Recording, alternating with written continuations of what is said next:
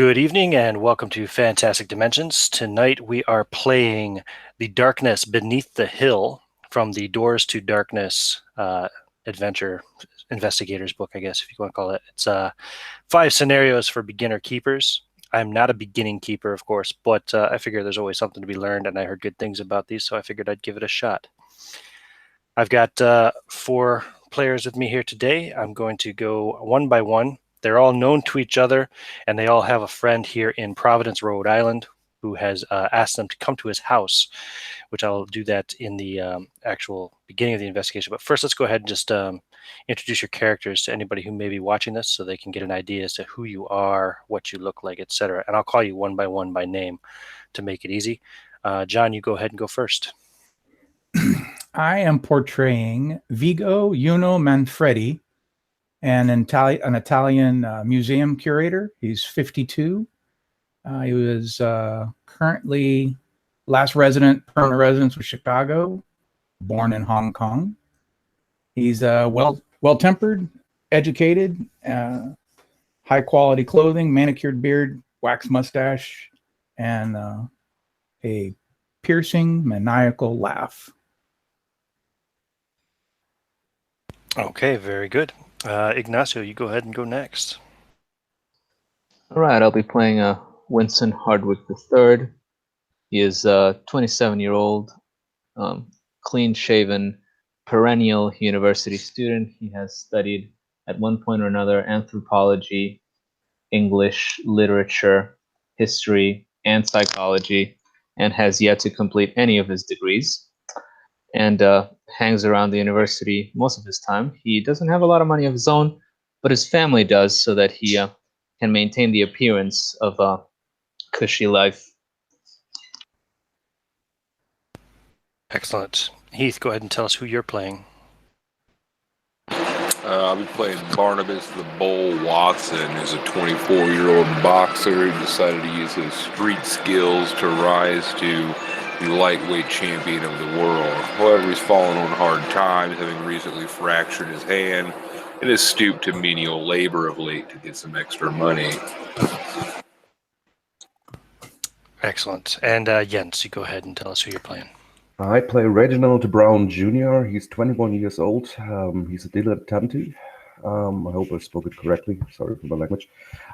He is, he never worked really in his life. He works with his father, Reginald Brown Sr., in Brown & Sons. It's an import for expensive leather shoes from Italy. He never worked in his life. He has a clean face, wears expensive clothes just because he grew up with a silver spoon in his mouth, and has a bit of a arrogant attitude. Okay, very good. So as I said, the 4 of you have come to know each other in your time here in Providence, and you've maybe done a couple of investigations into bizarre happenings. Nothing too dramatic, nothing necessarily even that turned out to be real or of any kind of real significance in the world of the supernatural, but you all have an interest in that nonetheless, and either through your professions or just through your own personal interests, you've kind of made a name for yourselves. And your friend Josh Winscott has contacted one of you. I would say he contacted Reginald, because Reginald definitely would have a telephone. So he would have called you, Reginald, and said, Reggie, this is John, this is Josh, and you know the house I inherited from my aunt. I was doing some renovations, and I found something extraordinary, something fascinating. Why don't you get the lads and bring them all over, and I can show you. We can talk about it. Do I really have to bring the others? Can I come alone? Well, you could, but it'd be better to bring a few people with you. I think we may have an expedition to go on soon. Okay, I will call the others. I will not call. I will drive to them and tell them what happened, for sure. Right. Do you remember where the house is up on College Hill? Yeah, I remember. Very good. I'll see you when you get here. See you.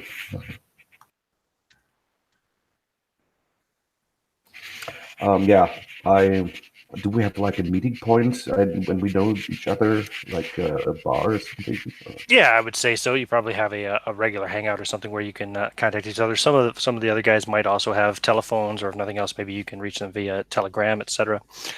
So we'll skip the unnecessary details of how you rally up your friends Bull, Vigo, and Winston, and we'll just assume that eventually you do collect them all and you drive over to Josh's house. Again, like I said, it's up on College Hill at 79 Powers Street. It's a two-story house, overgrown bushes and trees obscuring the dilapidation of this old house. It's one of the residences surviving from the 18th or early 19th century.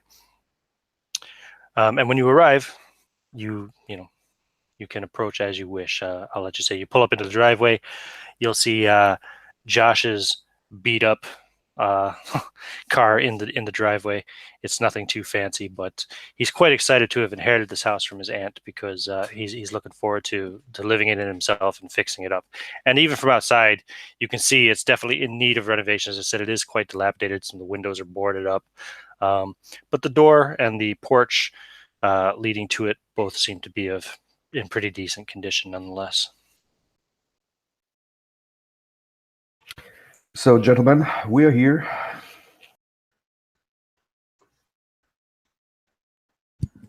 Vigo doesn't have his own vehicle, so he would have rode in with somebody else or taken a bus and walked the distance. Winston would have finagled his way into coming with Reginald and give him a nice compliment about his nice Italian car. And as he pulls out of the passenger seat, he says, "Well, I say we should go and greet our gracious host." Indeed. Indeed.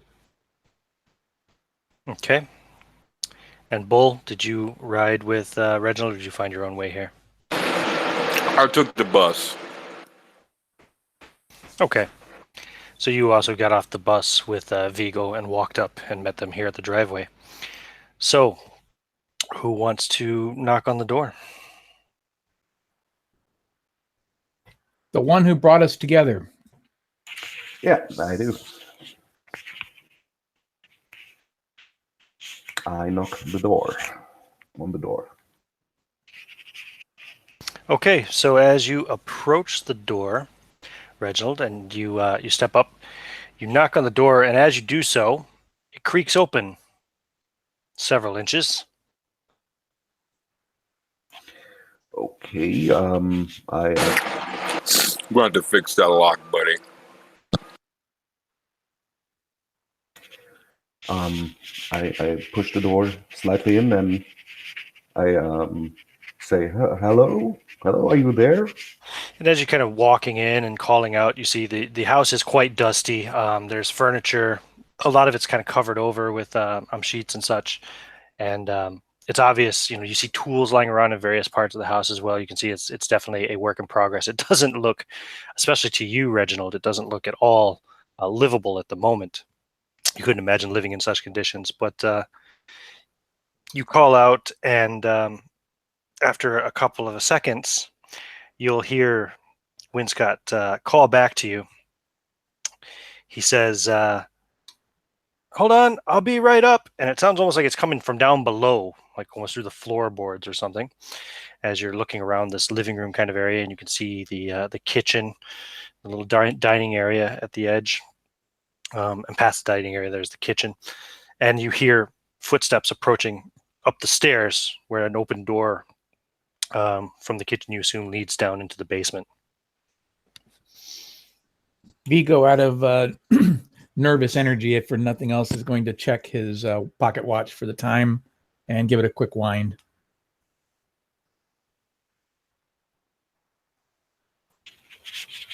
Well, it looks Excellent. very dusty and dirty here.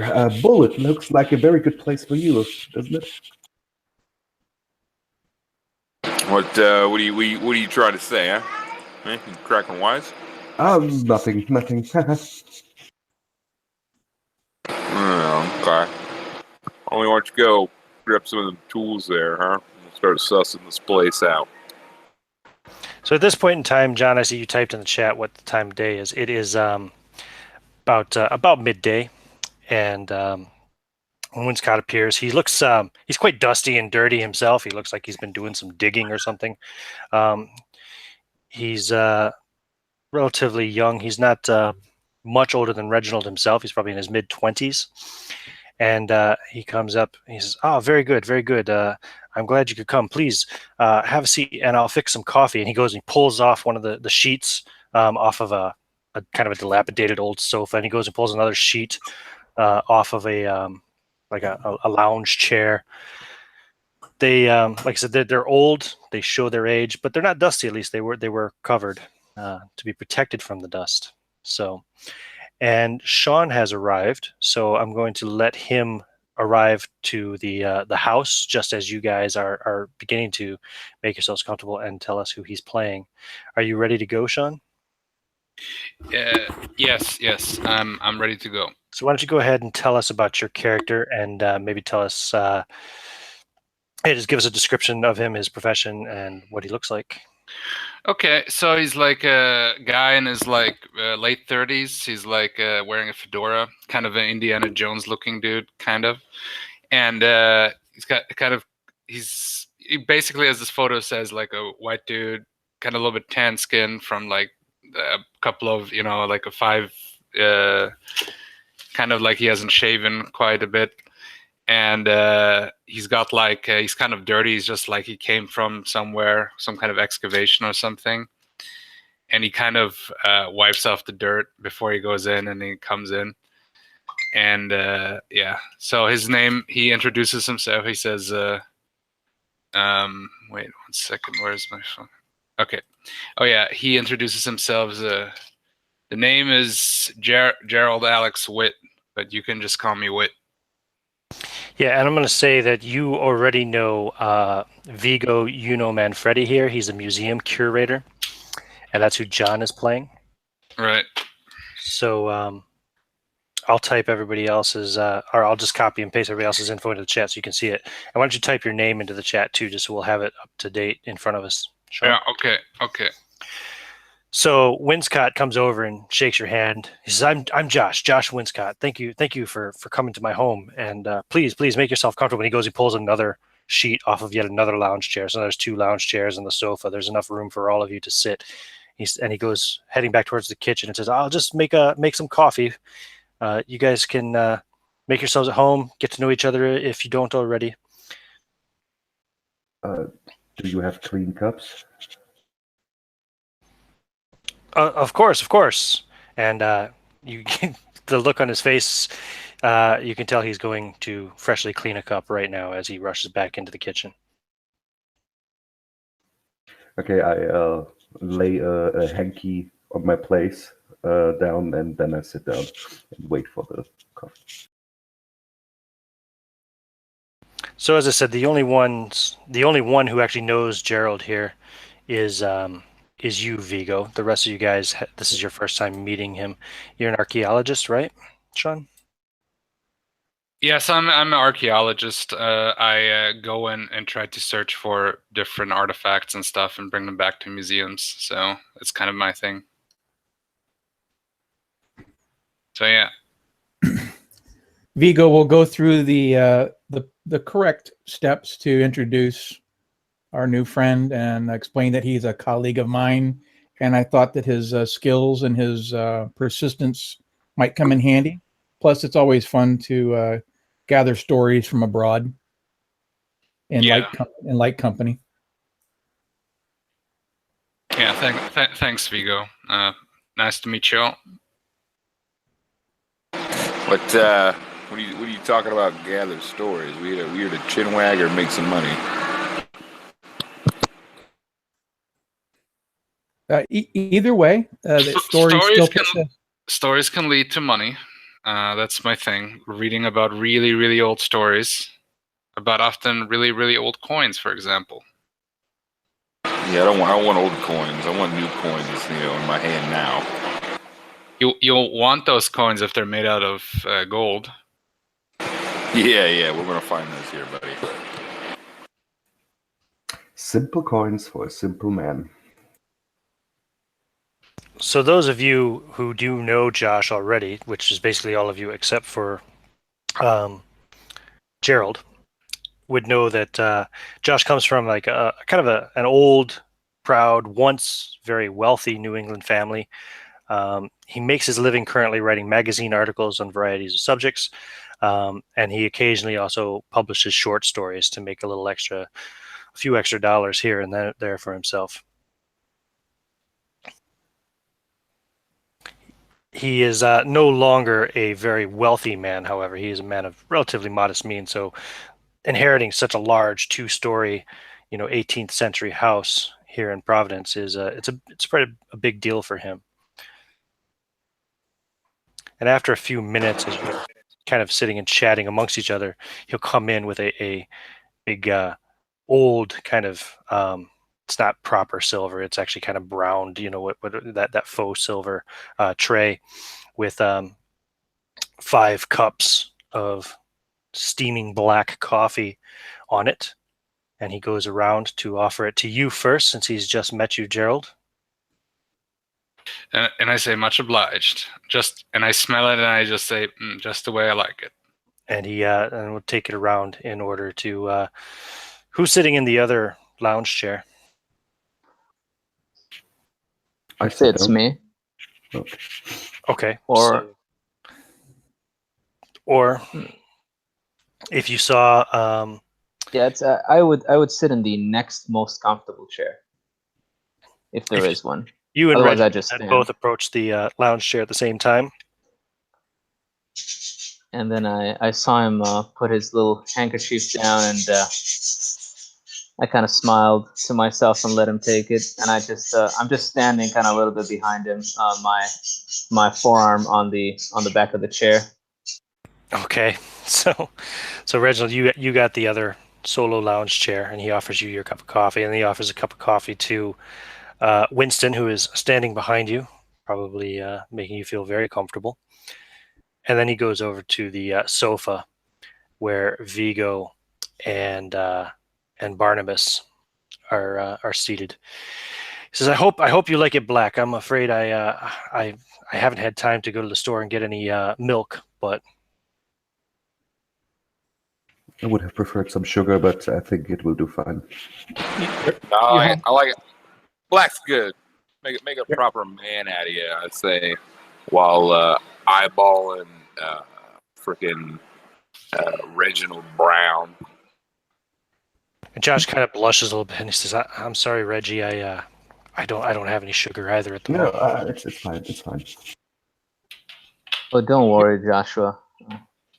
Don't worry. I'll make a trip to the experiences. store later this afternoon, and I'll make sure I have it for tomorrow morning, when I hope we'll be able to begin our expedition. Good to have variety in one's life every once in a while. Builds character. Now tell us about this expedition. You have the look of a man very preoccupied. What were you doing down in the basement, is it? Yes, down in the cellar. There's a storage area there, and I was doing some renovation, and I found this old bricked up wall. I decided to, because the bricks weren't in very good shape, and there was plenty of cracks appearing. I decided to kind of knock it down a bit so I could rebuild it and make it look a bit nicer. I was hoping to eventually get a nice wine collection going down there in the cellar. Well, when I started to knock out some of the bricks, and let me tell you, it's tough work, and he wipes some of the sweat off of his brow. He says, "I noticed that behind it there was an opening. I was able to shine a light in there a little bit, and it looks like there's some kind of a larger corridor back there. I think it might have something to do with the rumored slave tunnels that supposedly ran all through College Hill here in the days of old, back in the colonial days, during the slave trade. So I had some laborers here that were helping me out, but I quickly sent them home. I didn't want anybody else to really know about this. I've only told you guys so far, and I'd appreciate it if we could kind of keep this amongst ourselves for now. I think there could be quite an interesting story, and who knows what else we might find down there. So I've been working alone for the rest of the morning since I first called you, Reggie, and slowly clearing the way so that hopefully the six of us can explore this tunnel tomorrow. I should be ready to go by tomorrow morning. I'm really excited to get started as soon as possible, and I'll work through the night if I have to. But I've made pretty decent progress. I think it should be definitely passable for us to get in there tomorrow morning. I'd say we could go today, but I'm really quite exhausted already, and I can't imagine I'm going to feel like making much of a trek through dark, dank old tunnels in the late afternoon, early evening. And it seems like a fresh start early in the morning would make more sense. We can have breakfast. I'll make sure to pick up some bacon and eggs, and I'll see if I can get a loaf of bread as well. Milk and sugar, of course, too, Reggie. Don't worry. That would also give you guys plenty of time to stock up on whatever supplies you need to bring along as well. Bring good boots, maybe some rope, flashlights if you have them. Whatever you have that you think would be useful. I've no idea what the conditions would be like back there, so it's probably better to be prepared for anything. So what do you think? Agreed. It sounds intriguing. Might find something down there for the museum, Vigo. Maybe even something you could take back to Chicago when you go back at the end of the summer. That would be wonderful. Nice to write it off. As long as it ends up in a museum, that's good for me. Hey, Reginald, you might want to run down to the store, see if they got a bigger hanky. Yeah, but I'm not so afraid of getting dirty when I wear the right clothes. I just look at him and then I look at me. Now that's a dirty business, archaeology, my man. Yeah, so I'm more into paying people to do the stuff like you, but I will go down with my friends. Just think of the adventure, Reggie. I mean, yes, absolutely. If this tunnel was walled up, it's possible nobody's been down there for more than 100 years. Yeah, it seems to be like a very. Yeah, it's. I want to go down with you. And you said you have in the cellar there's good wine too. You said this. Oh no, I haven't moved my collection over yet. I wanted to wait until I finished clearing out the cellar before I bring the bottles down there. You understand? What a shame. But when you have the wine down there, give me a call again. Oh, of course, you'll all be invited to the housewarming party once everything is ready. I should hopefully have it pretty much ready before the end of summer when you go back to Chicago, of course, Vigo. Very good, very good. I look at Josh and I wag my finger a little bit, and I say, now that was the expression on your face. You're smelling a story here. You wanted the exclusive, huh? Is that why you sent all the workers home? You didn't want any leaks? That's my bread and butter. And he pulls out a pack out of a shirt pocket, and he takes out a Turkish cigarette and strikes a match and lights it. And he offers, does anybody like a cigarette? They're Turkish. Absolutely, my friend. As I take one and I light it, I say, now I'll be more than willing to help you. New experiences are what I most crave. But if I may, I'd like to take a look at your notes. You see, after you publish your story, after you do, you'll have the exclusive. You see, I'd like to write a paper for the academic journal. Absolutely, I could help you with it. I'd be more than willing to share my notes and any information I can. Give me one of those cigarettes. It's a bad habit, but might as well. Why quit now, right? He shakes one out of the pack for you. Yeah. Vigo will separate himself with experienced and learned process to avoid the smoke and the conversation. I wait to get a cigarette too, and then when I get one, I wait till someone lights it up for me. Josh doesn't miss a beat. He gives you a cigarette. Actually, I said a pack. They're probably more in a tin, given the time period, early 20s. He gives you a cigarette, and he immediately takes a match and strikes it and lights it up for you. Thank you, friend. How about you, Bull? Since you're not in the ring anymore, are you partaking? Nah, minor setback, buddy. We'll be back at it in no time. You can see kind of like start clenching my broken hand a little bit. Your hand still hasn't healed up totally, huh? Still paining you? No, it's fine. It's fine. Nothing. Nah, ain't got nothing to worry about, buddy. Don't you worry. I'll be in there putting them in the ground soon enough. Okay, well, I guess then after we finish our cigarettes and you gentlemen finish your coffee, then we should probably part ways until morning. If you want to meet me back here, say at 8 o'clock, I think I should be ready to go by then. I'll have breakfast ready and coffee. Sounds good. Indeed. Fine Sounds like a plan. proposition. I shall be there. Sounds I'm good.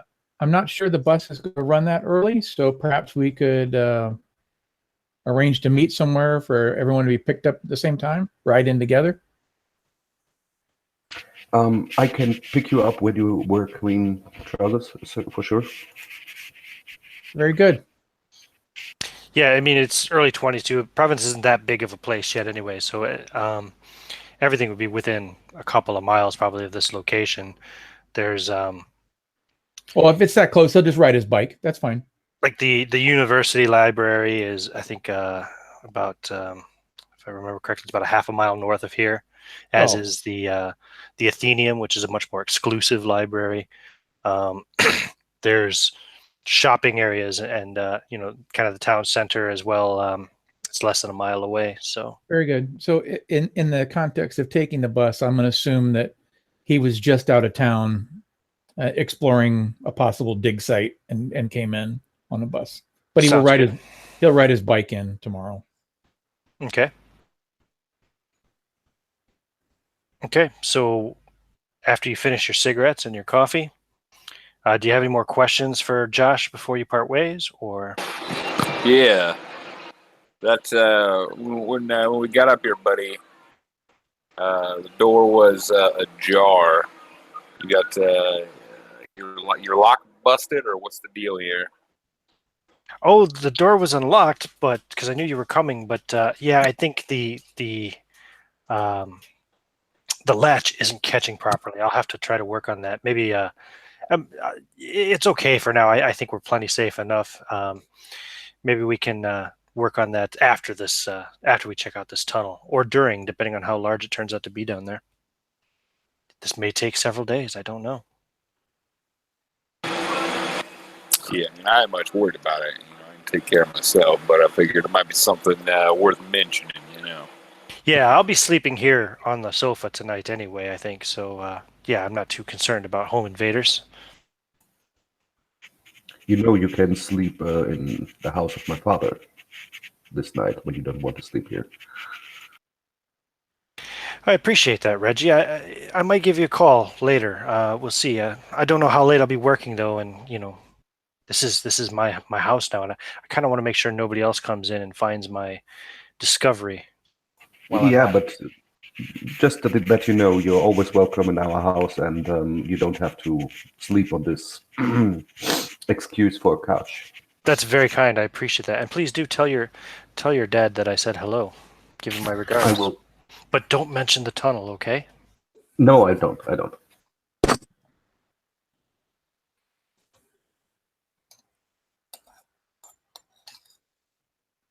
Okay. And if there are no further questions, then you can part ways to do whatever you want to do with the rest of your day. Get whatever supplies you want to get for the expedition in the morning. If you want to do, whatever you want to do, it's up to you at this point. Like I said, it's just past midday, so. You get some sleep tonight, won't you, Joshua, my friend? You look a bit pale. Yes, of course. I'll be right as rain in the morning. Don't worry. Well, Vigo has a schedule, so he's going to keep to his schedule and then collect his items. I hit a few places for a few knickknacks, and then go home and pack his bags for tomorrow. Driving home, I say that I'm not working tomorrow at the store, and that I need some working clothes and boots. And then I go and play some tennis. Very good.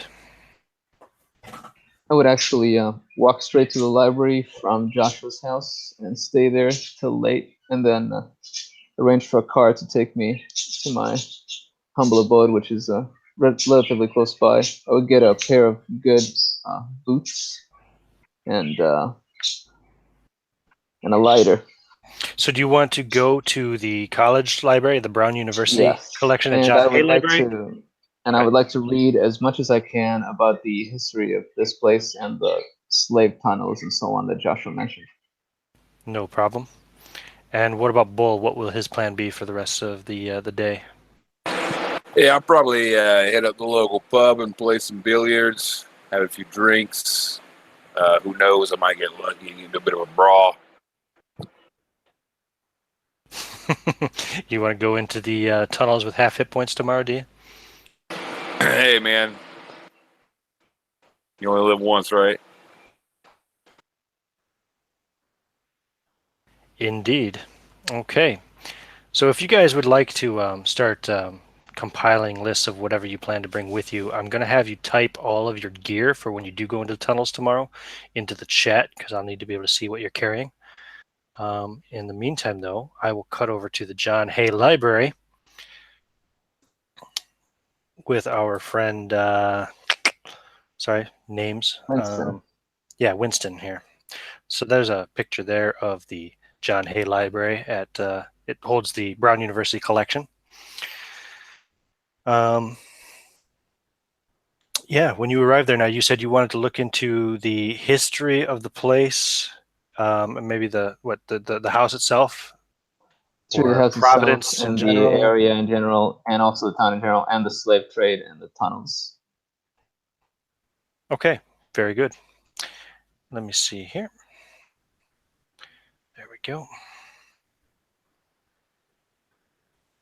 So yeah, when you get to the library and you start to look for information on the Winscott family and the house, probably as a good starting point, you're looking through newspaper articles and county records, etc.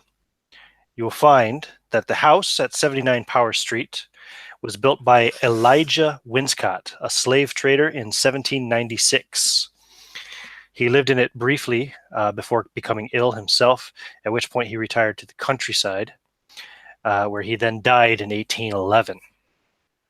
Micah Winscott, his nephew, inherited the house, and with the end of the slave trade, the family's various remaining business ventures, such as textile manufacturing, rum distilling, maintained a good portion of the family's wealth until after the Civil War, which would have been about 60 years ago. With the closing of their textile factory, the family's fortunes then began to steadily decline. Josh's widowed aunt, Florence, lived in the home until her recent death, quite recent, in fact, in the last couple of months, at which point in time she bequeathed the home to Josh himself. Now, also give me a library use roll, if you would, please, Ignacio.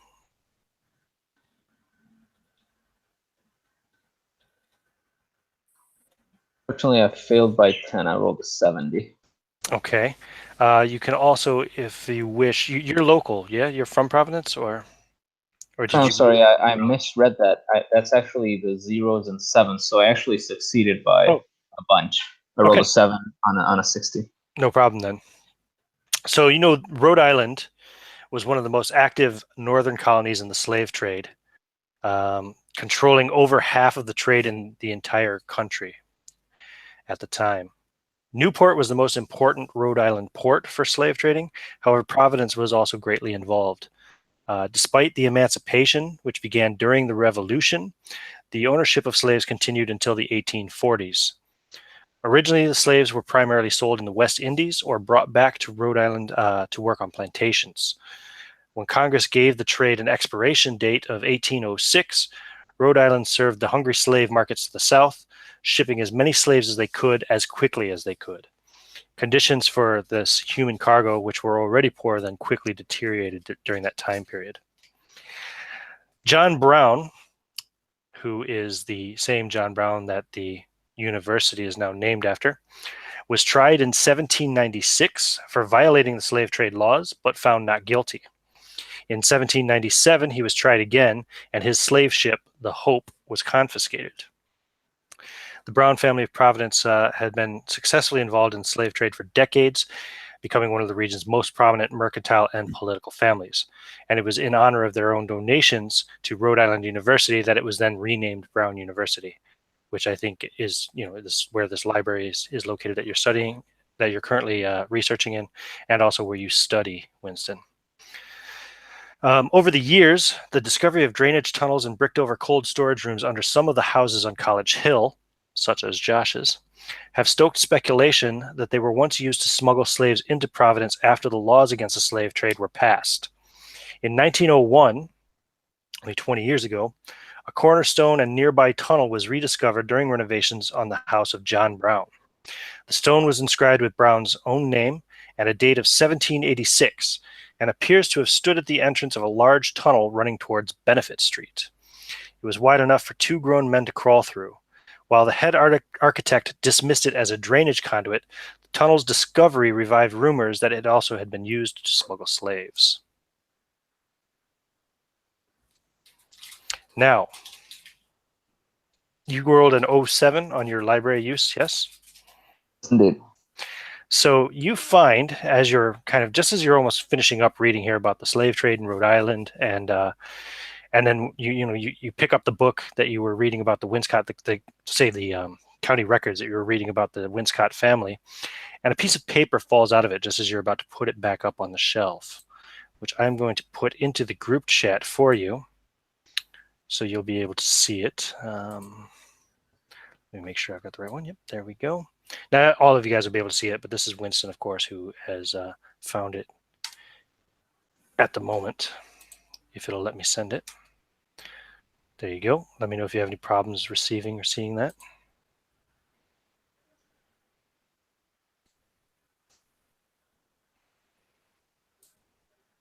This is the Google chat or the group chat on Facebook? Oh, I put it in the group chat on Facebook. Okay, I'll check it. Sorry. I didn't even think about it. I didn't know if I could drop it into the group chat. I suppose I could.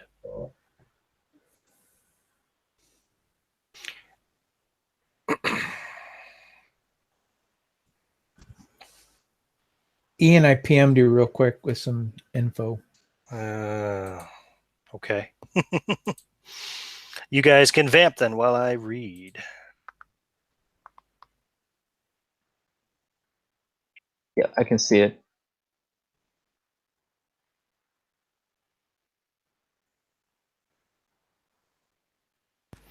You can see it? Okay.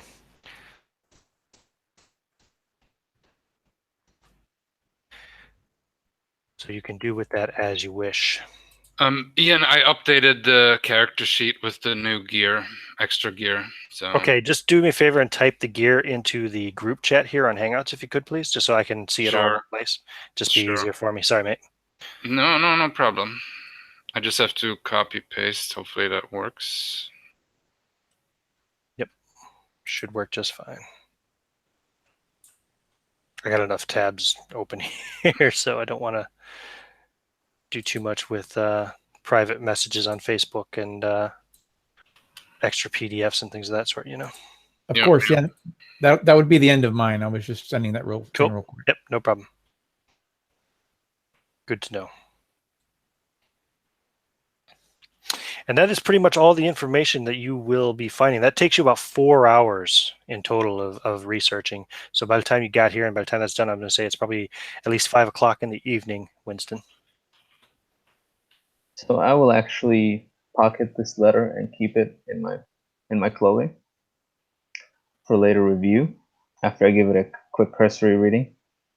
And then I will return the books to their proper places and smile to the librarian, who by now knows my entire family history, and he has seen me more than his own family. And I get a car back to my place where I get a good night's rest and prepare my few things that I will be taking with me.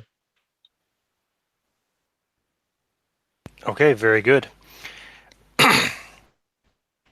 So So if you also then want to type, actually so far John's the only one, but if the rest of you guys want to put your equipment information in the chat there on Google Hangouts, that would be great.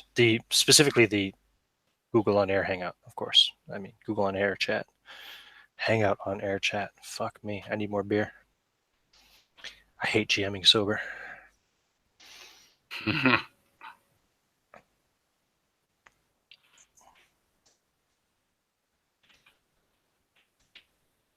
Okay, good stuff. I see you have a box of 45 bullets there, Sean. I assume you have a 45 as well then. Yes, yes. I'm typing the weapons now too. Okay, So, cool. I mean, yeah, why would I have bullets if I don't have the right gun or another gun? No problem. I'm gonna throw it in people's faces. It's gonna be great. Okay.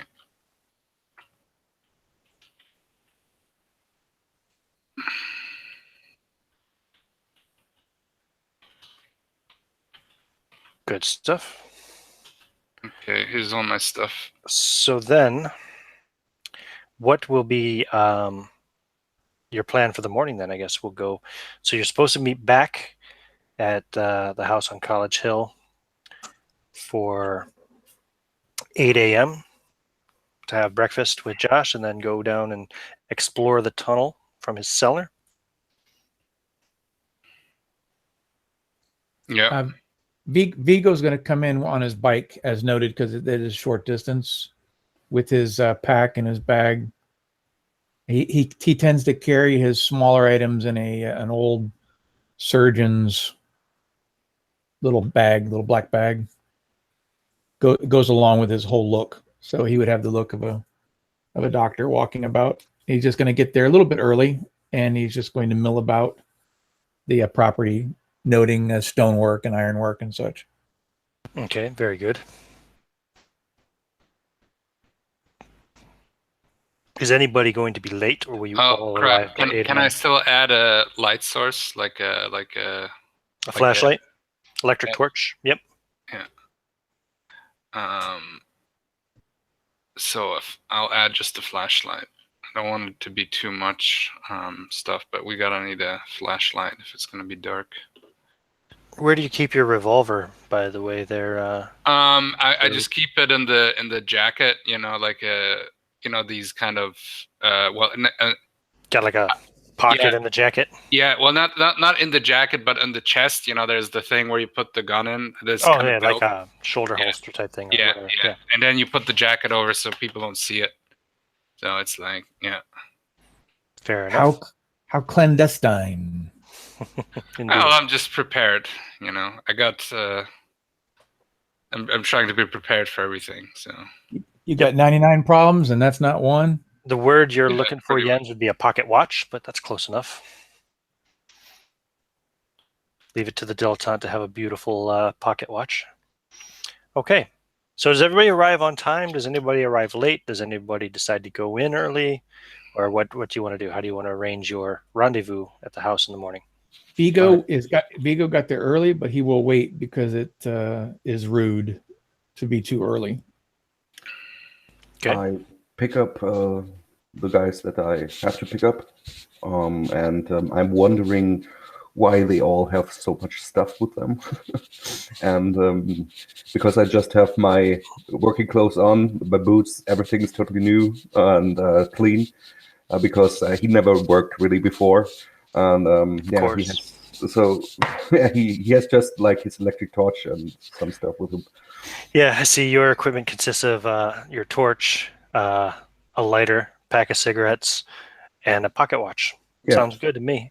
And actually, Bull is bringing even less. He simply has his clothes and his fists. So, how early was Vigo to the house?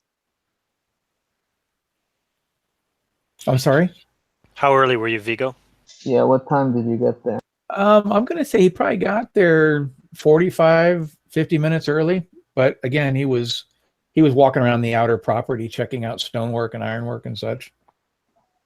So I want to say that I also arrived early, and I'm going to try to, as I see Vigo kind of a little bit looking the other direction. I'm gonna try to go in and talk briefly to Joshua on my own.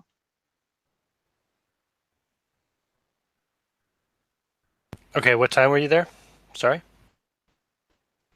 I was pretty early as well. I got there around like just a few minutes after Vigo got there, but he was already kind of wandering. So Okay. I'm gonna say that it's a good chance I Go might up have. and knock on the door. I would actually try to open the door, see if it's unlocked because it was unlocked the day before. It is unlocked, and it opens right up with a light creak. So then I will go in and I will try to find Josh without making too much noise. I don't want to alert Vigo on the outside. And you can see when you go in, the two lounge chairs have been recovered. The sofa is half uncovered. It looks like just immediately upon looking at it, it looks like Josh probably did sleep there last night, and it looks like he used the kind of sheet as a that was used as a dust cover as his own personal cover. But he is not there now. You can smell. You get the remaining smell besides all the dust and mildew from the age of the house. You have a light scent of coffee on the air as well, but you don't hear any noise. You don't smell any bacon. So I get the feeling like he might not be in the kitchen anymore. So I will actually look around and see if there's any way to get to the attic. To the attic. Okay, so you want to go upstairs to where the bedrooms are? Sorry, my mistake. I meant the cellar downstairs. The cellar. Okay, yeah. There's a door in the kitchen, which you, where you saw him come out of when he greeted you yesterday. So yeah, you can go over there. That door is open. You can see there is the faint glow from a really kind of poor electric light down in the cellar. It's kind of flickering even a little bit. But you hear no sounds as you're standing there at these dilapidated old wooden steps. So now that I'm kind of more inside and I'm basically like a couple steps down inside a corridor, I'm not so worried about Vigo hearing me. So I will say in a normal voice, Joshua, my friend, are you down there? No answer.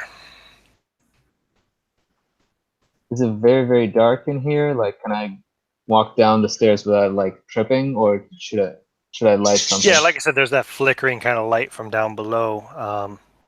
If you want, you can use your own personal torch to light the steps some more yourself, but I'll just walk down slowly and carefully so that I don't trip.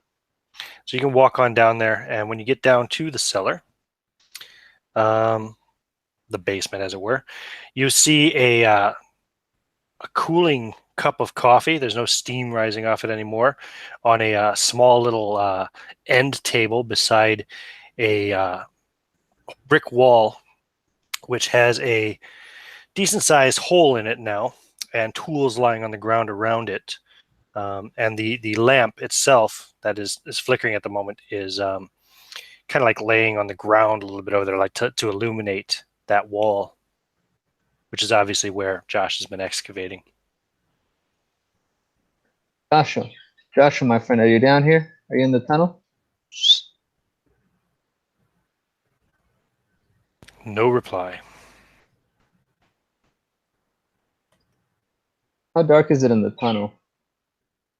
Oh, it's pitch black. That I will rub my smooth chin for a moment and ponder the idea of going in there by myself.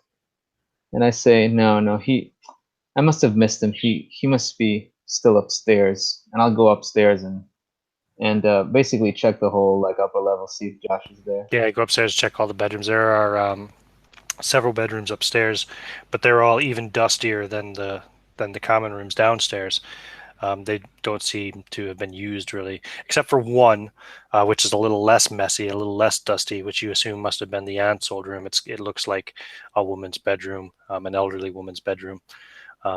It's in a little bit better repair. The bed is actually made. Things aren't under dust covers in this room per se. But you don't see Josh in any of the rooms up here either. I want to check if there's any drawers in here in this bedroom that was lived in not so long ago because it was the old woman's bedroom, and I want to see if I find anything. Yeah, I mean, you'll find her some of her old jewelry. You'll find like makeup, things of that sort. There is a mirror on one of the on the kind of desk, which has these drawers in it, and there's an old wooden chair that's pulled up to that desk. But you don't really find much of any interest. Just kind of regular. How large is the mirror? Is it portable in any way? Possibly, it seems to be attached to the desk, but the mirror is it's in a wooden frame, which is built onto the desk. I'd say it's about 2.5, almost 3 feet high, and probably about 2 feet wide. No, that's too big to carry practically. I'll just make a mental note of it, and I'll go downstairs and actually go outside and try to find Vigo.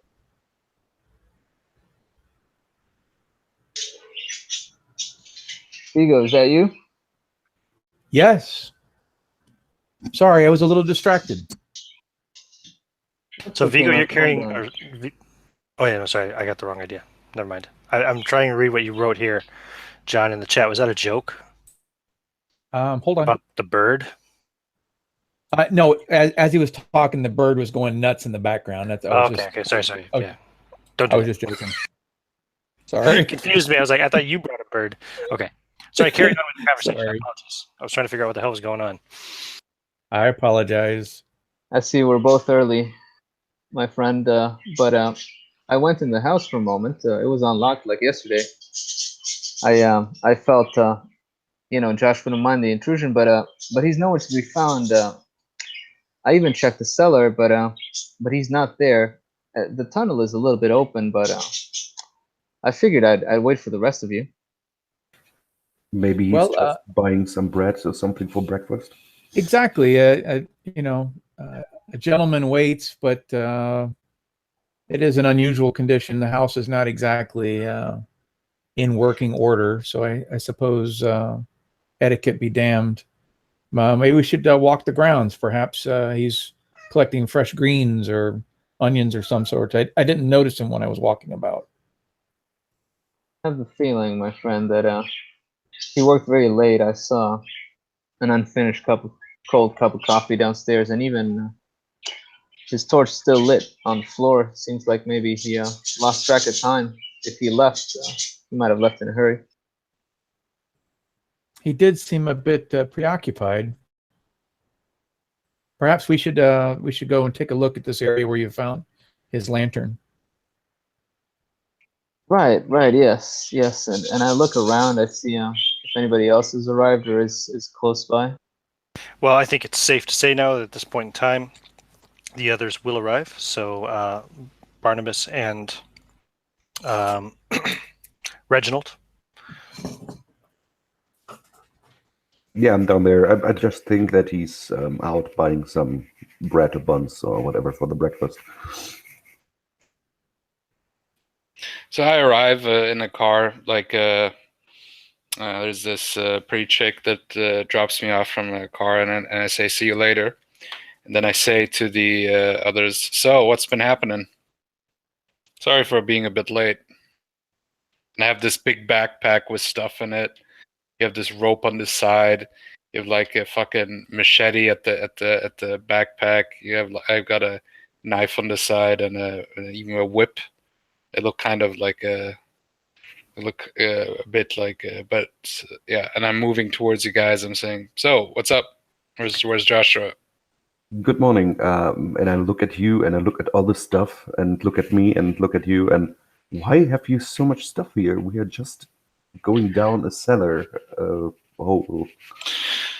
Well, if everything goes fine, I'll eat crow and you'll be right. But you never know. I say always have more stuff than you need, and always be prepared. And I kind of tap him on the shoulder. Yeah, fine.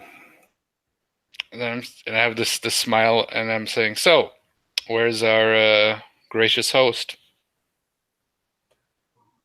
He's not in the house that I know of, unless he's far in the tunnel, so that he couldn't be seen immediately. I checked every room and the cellar. Didn't he want to prepare breakfast? Maybe he's still getting some breakfast supplies or something. That's the strange thing. When I walked in, I smelled like maybe he had made breakfast earlier, but I didn't see any food, and there was a unfinished cup of coffee down there. I don't want to be impolite, but I guess we'll have to go in and investigate ourselves. And I Indeed. just Bet walk you in. are. I walk into the door.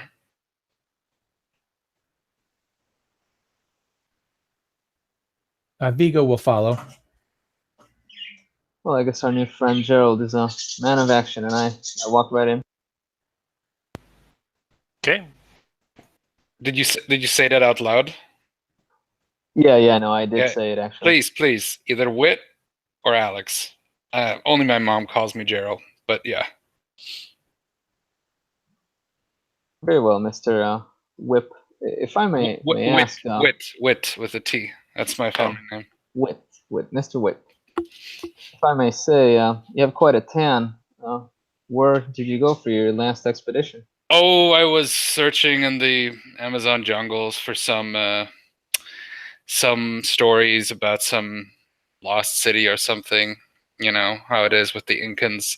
There's quite some fascinating stuff there. I made some friends there with the locals, and some not so friendly friends with some other people. So Well, interesting. I could listen all the time to your funny stories about the wild people, but could we just wait for our friend to come down here or come back to the house, because it's his expedition, you know, he caught us. Well, but if he's not here, maybe he went in front of us. I'm up for waiting for a while at least, but time is money. I'm not going to stand here all day long. I do agree. Time could be converted into knowledge if one takes a look around. I say we go. I look at Winston. Is it Winston, right? Yes. Winston Hardwick III. The third. Okay. You don't mind if I just call you Winston, right? Not a problem. Yeah. And I smile, and then I'm like, okay. And I look around in the kitchen and I see if there's anything. I guess we'll just. Is there anything to eat or drink? You will find, actually, there are groceries in the icebox. There is a slab of bacon. There are some fresh eggs on the counter, about a dozen of them. There is a loaf of bread, and you would notice that there are a couple pieces of the bread missing. There is a pot of coffee that has been brewed, on the stovetop. Excuse me, but it's kind of lukewarm at this point. So it was made quite some time ago. It looks like someone had a hasty breakfast at some point. I will say, well, I can see here some supplies for breakfast, and there's coffee. And judging by the coffee, it's been made a while ago. And I don't know, I start making some bacon and some eggs. I might as well just make some stuff so we get some energy before we go into the deep, dark cave. Perhaps we should make another walkabout and see if he is in fact here. Maybe he was in a different room while that room was being looked at. And walkabout. What are you talking about? You from Australia, mate? And I kind of smile. Vigo ignores that obvious sarcasm and goes out on his own if no one will join him. So Vigo is going to go to start looking around the house himself, do his own little investigation, while Whit, you're going to heat up the coffee. You're going to make fresh coffee. I'll heat up the coffee. Okay. And I just. So you're getting a little fire going on the stove. Yeah. Start a new fire, but it's no problem. You can do that. I'll just make some sunny side up eggs and some bacon. It's very basic stuff. So. Cool. So you start making breakfast. Anybody else going to search around the house? Going to team up with Vigo, kind of split up so you can search multiple wings at the same time, and just in case, like you said, he is wandering around and you miss him. No, I put my handy on a chair in the kitchen, sit down and wait till the breakfast is done. I already had a cursory look at all the rooms, so I'm gonna take out a cigarette from my pocket and light it. Okay. Are you Stay in in the the living kitchen. room, or are you going to be smoking in the Stay kitchen? in the kitchen, yeah, just chit-chatting. Okay. Okay. And what about Bull? I'm just kind of meandering around the house, rubbing my fingers on some stuff, looking at the dust, and otherwise kind of, being nosy and seeing what state of detritus this place is in. Like, how much work did he even get done? Yeah, there's still quite a bit of work to go. Like you said, he doesn't expect to be finished until the end of summer, and this is early summer, so you reckon he's probably got a good month or two's worth of good hard work to really get this place kind of in decent shape again. His aunt probably lived here by herself, and it looks like she really only used a couple of rooms, being the kitchen and her bedroom. You can determine that as well from your wandering around the house, Vigo, as well. You find the same things as I described to Ignacio. Most of the rooms are unused, dust covers on everything, with the exception of the lady's bedroom upstairs, which is kind of the grand bedroom of the place, and of course the kitchen. What's the kitchen look like? Does he got food in there? Is the bacon and stuff even It's here? just the food I described plus the coffee. He has very minimal supplies at the moment. What was the food you described again? I must have missed that. Slab of bacon in the icebox. There is a dozen eggs on the counter. Well, there were a dozen eggs on the counter before Whit started cooking them up. And there's some coffee in a tin sitting on the counter. Okay.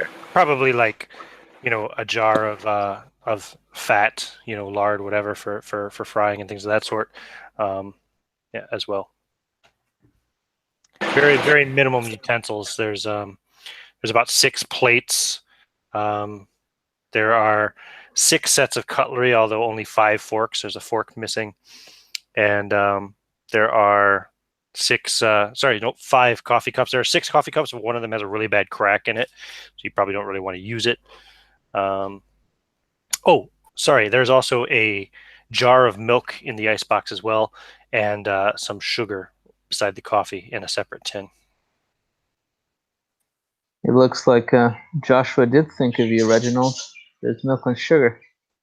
Yeah, I think so too. He's a good friend. And he looks around in the kitchen, puts a cigarette in his mouth. He waits a moment till somebody will light it up for him.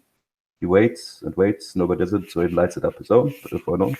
And then he looks at the kitchen, and then he looks at Whit and says, "Well, it looks like somebody has to clean up the dishes before we eat, right?"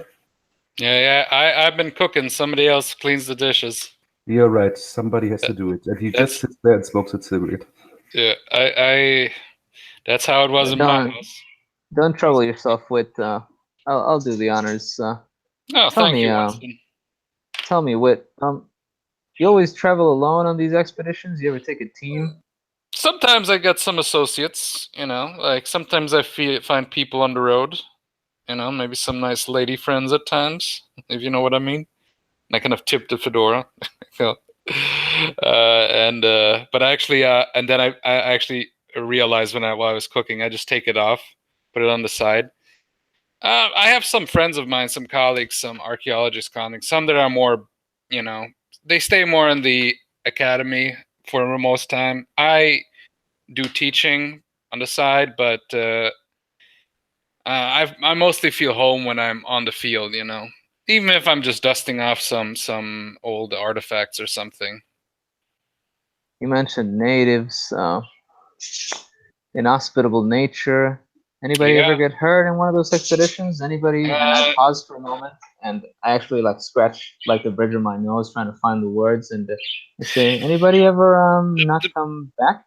It's kind of, at times archaeology kind of can be even dangerous at times. There's different people that want to have these valuable artifacts for one reason or another. Some people just want to sell it for money. Some people have other reasons. Maybe they want it instead of another nation. They claim for it. Sadly, I have seen also some of my friends die. Sadly, it's a sad state of affairs. But what can you do? It's when I was in Africa, I was searching for what was it again? What I was searching for? Oh yeah, I was in Egypt, and I was searching for an old mask, an old tomb, basically, that had a specific mask on it. And there was only stories and hearsay, and there was some text evidence that would suggest a place where it could be. And let me just say, didn't the colonial powers at the time, they weren't very happy with me nosing about. You know, the Great British Empire has a problem if they have some American independent looking around. And, you know, but you know them Brits. And as they're having this conversation in the kitchen, Vigo and Bull, you guys have kind of searched the ground floor and the second floor. There's no sign of Josh anywhere in the house, and you can smell the bacon and the eggs and the coffee and everything, like even wafting upstairs, from down below. You can smell breakfast has been prepared. Do you want to join them for breakfast? Yes. Bull, I imagine you got a healthy appetite. Yeah, I'm working on that slab of bacon. Fair enough. And Wit, I assume you probably just cooked up everything, given that there are 5 of you. Yeah, pretty much. I cooked up for everyone enough. I kind of try to judge how much everybody eats. And I kind of look at Bull, and I kind of like, as I give him some of the bacon, I give him a little bit more. And then I go to the next person and stuff. And then I have some myself and I sit down. Well, you can cook up the whole lot, and even after you guys all eat, Bull, you're probably still a little bit hungry. 3 eggs and a couple slices of bacon just aren't enough to fill you. But no, and I got me a bit of a hangover, buddy. Get some of that black coffee. If I can. Yeah, there's plenty of coffee. And I kind of point to coffee, a little bit theatrically, and I say, "Help yourself, my friend." And I drink my own coffee, and yep. Okay, so as you guys kind of finish up eating your breakfast, and as Winston is about to start the cleaning up, I'm going to take a quick 2-minute break. If anybody needs to use the restroom, do it now. I just got to get a fresh beverage, and we'll resume in a couple minutes. If you guys want to talk in the meantime, please, by all means, feel free. I'll be right back. Okay, I'll get something too. As will I. Oh man, Reginald. Yeah. Like the utter pretentiousness and superiority of this dude is like Great character. Like you make my guy not seem snobbish at all. Yeah, I hope I'm understandable. Next to you, I'm practically a hippie. I hope I'm understandable with my language, because English is not my first language. So I hope. No, it's fine. Like the character's great, but my character just wants to punch him right in the fucking suckhole. Yeah, this is like I read your character and I was like, yeah, I have to provoke him. He's a simple man, like the proletarian. Fucking simple. What are you talking about, simple man? It's fucking Well, we'll sort out in the ring, buddy. Well, I can. You want to fight? You can pay someone probably to fight for you. Yeah. I pay of you. course. I will pay you to fight other people. I don't think Reginald is versed in the noble art of pugilism. No. Go smack him in the face with a glove. But by the way, where are you from in the United States? Because I love your accent. What? I'm flattered, I guess. Thanks, man. And I'm from Ohio. Okay. You like my accent, huh? Yeah, I've been told that twice in my life, 2 now. And so some guy from I gained with a while back from where was it from? Over there in Europe, England somewhere, said the same thing. I don't know, man. I'm 28 years old and like never been told that, right? You know what I mean? So it's like, how do I don't know, man. What's so nice about it? I can't help but wonder. Like I just hear myself every day, and I think I sound like a jackass. Yeah, I don't know. It's like this Southwestern? totally relaxed English, you know, like this totally laid back accent. I can't describe it. You know, I don't hear it every day. Most of the time, I hear this British accent or typical American accent. But this is like the American English I imagine. You know, like I can't describe it. Oh, well, yeah. Thank you, man. I like your accent too. Is that German? The German accent, yes. German, Yeah. Yeah, I don't know any German. Really. I think my last name's German, man. Wanamaker. Okay, yeah. What's that mean in Germany? In German. You have to write it down for me so I can. I think it means basket weaver or something. I looked it up one time. It was like that. Another one was like fucking tub maker. Like wow. Something like that. Yeah. Yeah, I'll write it for you right here, buddy. Yeah. Okay. Yeah, it's a tub maker. Fuck. But That's it's a real German. It's a real German name. Yeah. Yeah. It's spelled like Wanamacher. Oh, you're from Germany? Yeah. Yeah, I live in Germany too. So I'm not German, but I've lived quite a lot in Germany. So How did you say that was pronounced, buddy? It's pronounced Wanamacher. That don't sound like Wanamaker at all. No, because the CH in the maker is. yeah. I'm gonna start telling people that now. I just hope you know. Vanamaha, yeah. Okay, is everybody back? Are we missing? Is Ignacio and John back yet? Or I'm here. I'm back. I'm back. I'm Cool, here, everybody's here. so- okay, so now you guys have had your after breakfast cigarettes. Winston is finished with the cleaning up. The house has a nice, a much nicer smell than the dusty, musty old smell that it had when you first arrived here. It's got the smell of bacon and eggs and toasted bread and coffee and cigarettes rolling through the whole house now. And I'd say by this point in time, it's probably about 9 o'clock in the morning. There's still been no sign of Josh Winscott. He has not returned. Okay, so here's what I think, gentlemen. I'm thinking he went into the tunnel and he got lost. I don't think he went out. You would think that. Yeah, I would think that, big guy. Assassin me? No, I'm just saying. That's what I would think. That's why I think we should go into the tunnel and see if we can find him there. And we might as well start our investigation too. Yeah, I agree. I'm here to get some work done, buddy. So why don't we snap to it? You know what I mean? What is your expertise again? What was your name again? Also, I pick shit up and put shit down. All right. you pick me up, put me down. Okay. A friend here is a Very, very enlightening. Ah, I see. The good old 1-2, 1-2. Okay. Yeah, I've done this on a hobby kind of level a bit.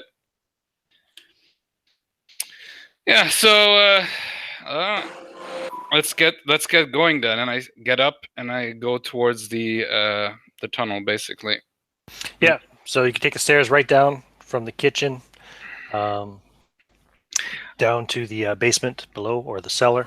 I take my flashlight out. I'm ready to turn it on as soon as it's needed.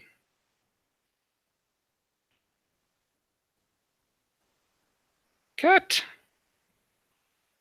Is everybody going? Yeah, Yeah. definitely. Okay.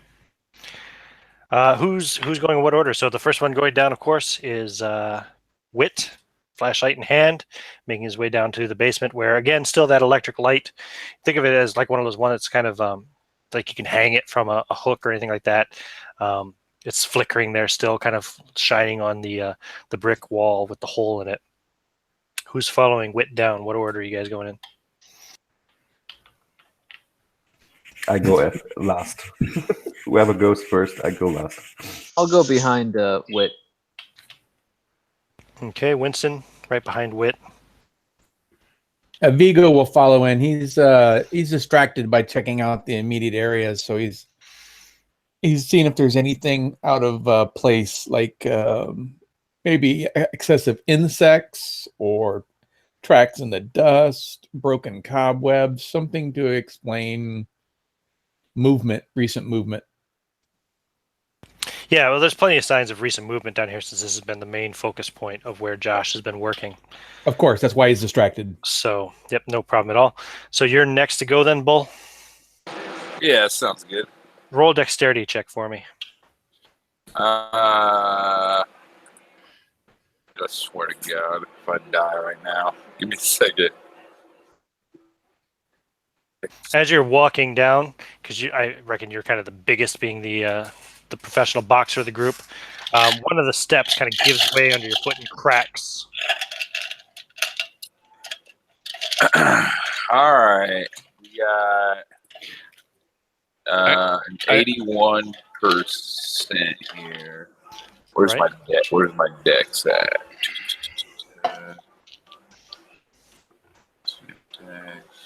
Yep, I got a 90 dex. So Okay, so you made it. So yeah, you managed. You kind of stumble a little bit, but you catch yourself and are able to kind of step over that now broken step. Then you don't fall. I kind of look back and I shine the flashlight at Bull, and I'm saying like, maybe you shouldn't have that extra bacon there, Bull. And I just smile, and then I go forward. extra? What are you talking about? That was barely, the first serving, buddy.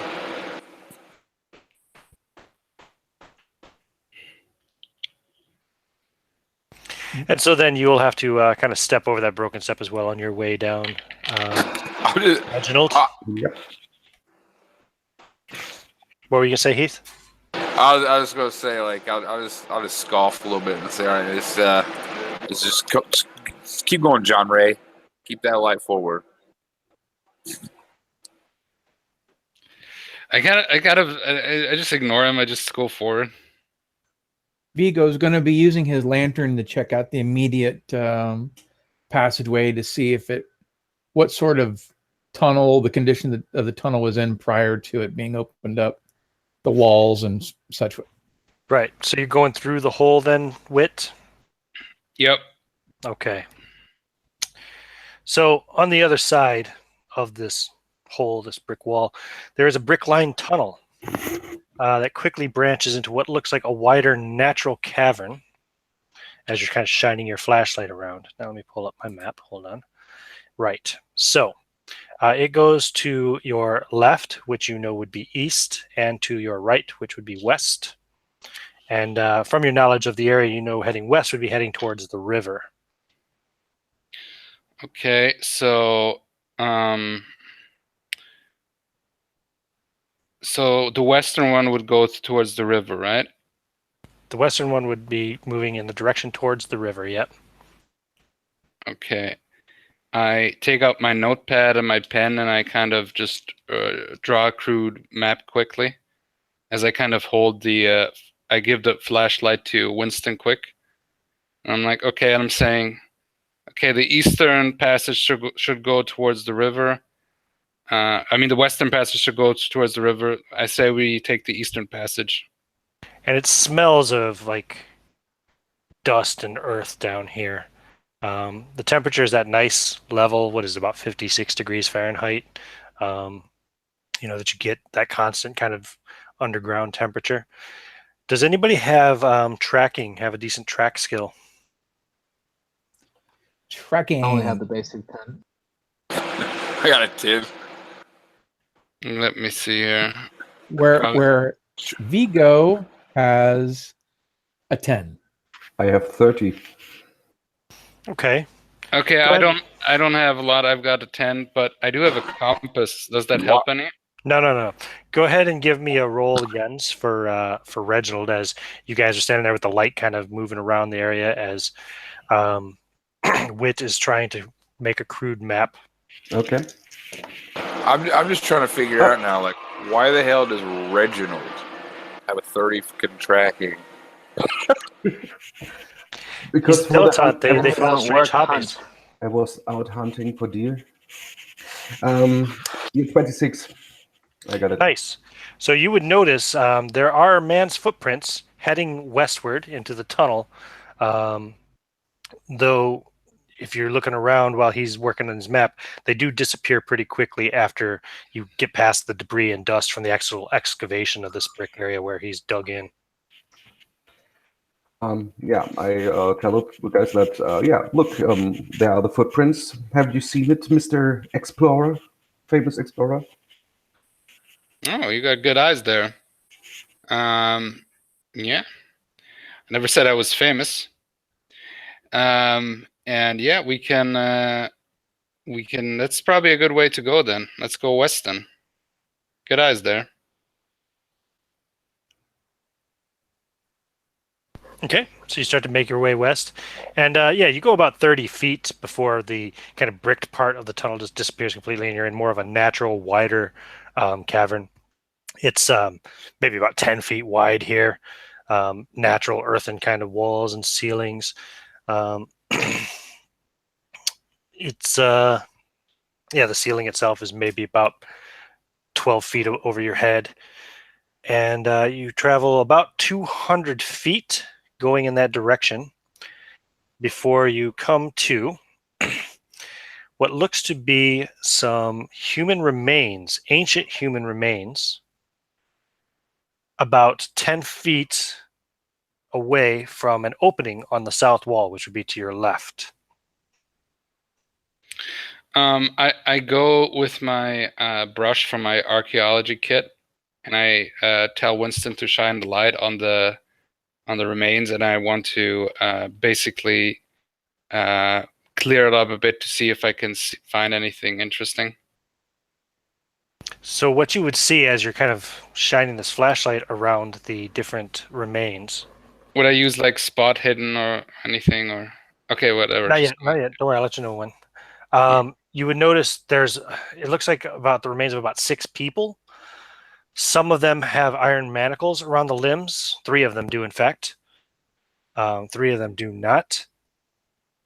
Many of the bones have become separated, possibly due to violence or vermin, etc. And they are wearing some kind of old, kind of rotting clothing as well. They're just bones at this point. There's no flesh left on these remains at all. So you wanted to do a spot hidden. You can go ahead and roll that for me. Okay, then let me get my dice here. Right. Okay, then. See Winston gulp audibly as he holds the flashlight in that direction, and he says almost inaudibly, "It's a lot different in person than the diagrams in the medicine books." Yeah, and I kind of just nod. I rolled a 30 and I got a 60. So is that like half is like That's a hard success. that's Yep. a hard success, yeah. So you will notice as you're looking at these bodies, Wit, that there are tears and bloodstains on these old clothes. Do they look like claw marks, or do they look like knife cuts, or what? Tears. Okay, so there's like tearing damage. Yeah, they don't look like knife cuts per se. Okay. So I'm saying out loud, I'm guessing they might have been attacked by some sort of animal. That's what it looks like. Some kind of An animal down here? I'm so afraid you see my face like an animal, a wild animal down here? They might have been killed upstairs and taken down. Who knows? I scratch my forehead. Do I have an idea? How do I have a ballpark idea how old the corpses are? About like the You slaves can era? roll a biology science or medicine roll. Okay. I do a natural world check to see if I would know about any animals who could do this feasibly. I'll do natural world. I got at least a 10 in that. No, I didn't call for a natural world roll. I called for a biology roll or a medicine roll. I probably failed both. Biology. Anybody else? If anybody else wants to try to determine this, they can as well. Well, I got geology. That wouldn't do anything, right? Not when you're trying to figure out how old these bones are. Yeah. No, I don't. I just heard the white animal, and I try to hide behind the bull. How about Okay. archaeology? Well, Yeah, you can roll an archaeology. Then try to determine the period that the clothing is from. I'll do that then, because that's Or my history. expertise. And guys, don't forget to put little tick marks next to any skills that you successfully roll. Yeah. Because you can, if you use these characters ever again, you can level them up.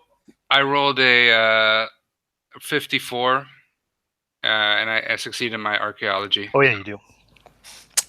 So you can tell then, looking at the clothing, you can't tell how old the bones are as you're looking at them, but you look at the clothes, and the ones without manacles, you're able to identify as being from the colonial era. And I'm pointing on this clothing is obviously from the colonial era. They might have been slavers or slaves themselves. I'm guessing obviously the manacled ones would be the slaves. Maybe they didn't get through, but whatever killed them, maybe they were supposed to be an example. Who knows? Who all is holding light sources, out of curiosity? I was holding the flashlight in the direction. Yeah, you're Winston is holding one. Yeah. I you have one as well? Anybody else other than Winston and Vigo holding a flashlight right now? Yeah, me too, but I pointed to the ground, not very offensive. Fair enough. Okay. Just checking then.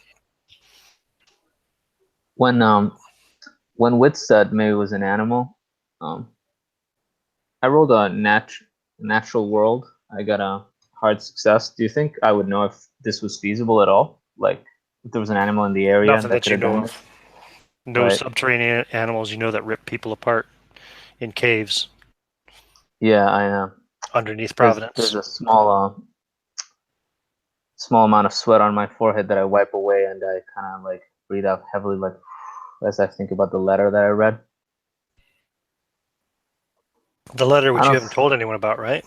Yeah, no, I haven't told anyone about it yet. Okay. I wanted to talk to Joshua one-on-one, but he is not here. No, he is not. As Vigo's specialty at the museum is occult research, would he have had any previous expeditions or read about anything about this area having something unusual, some kind of encrypted or something like that in the area? He has a rather high occult value. Go ahead and roll. Stand by. His occult is an 80. And I am rolling now. And I got a 71, so not so low. Nothing that you're aware of. Very good. Not here, not in this area. So how many skeletons do we see here? What's this? 6? There are the remains of about 6 people. Like some of the skeletons are not whole, but I'm gonna go over and I'm gonna just poke at one. I don't know, trying to figure out how old it is or something. Okay, you poke at one, and the arm kind of detaches from the shoulder as it starts to crumple. Yeah, I knew it, boys. He's dead. It's old. Can I roll? He's dead. I just look at Bo and I'm saying, man, you must be a real expert. Yes, sir. Can I roll for spot hidden? Sure, go ahead. You're looking around with the flashlight now. You're not looking at the ground anymore in fear. No, I put the flashlight on the arm that moved after Bull pointed on it. And 16. Okay, you don't notice anything unusual about the skeleton, but you do catch note of something on the ground By the opening in the southern wall, you see the stub of a Turkish cigarette. Oh, okay. It looks like one of Winscott's. Yeah, I point with my flashlight on this, and I say to the others, gentlemen, you see there this cigarette? Oh yeah, interesting. I take the lamp from Winston and I shine on it, and then I kind of kneel down and look at it. That sure looks like the brand that Joshua smokes. He was here. I'd recognize the fine exterior anywhere. Yes, he was definitely here. But it seems that maybe he kept going forward. Well, maybe, I mean, maybe he, maybe he saw these bodies here, right? And to go, I don't know, call the police or something. These bodies have been dead for like over 100 years now or something. So Right. So maybe he went to go tell the police that there's corpses under his establishment. Roll an intelligence roll. Who? Anybody that's listening to Bull Talk? What are you saying? Vigo stopped listening to him a long time ago. Okay. I got a hard success on that. I have rolled a 87. No, I failed my 70. 75, no.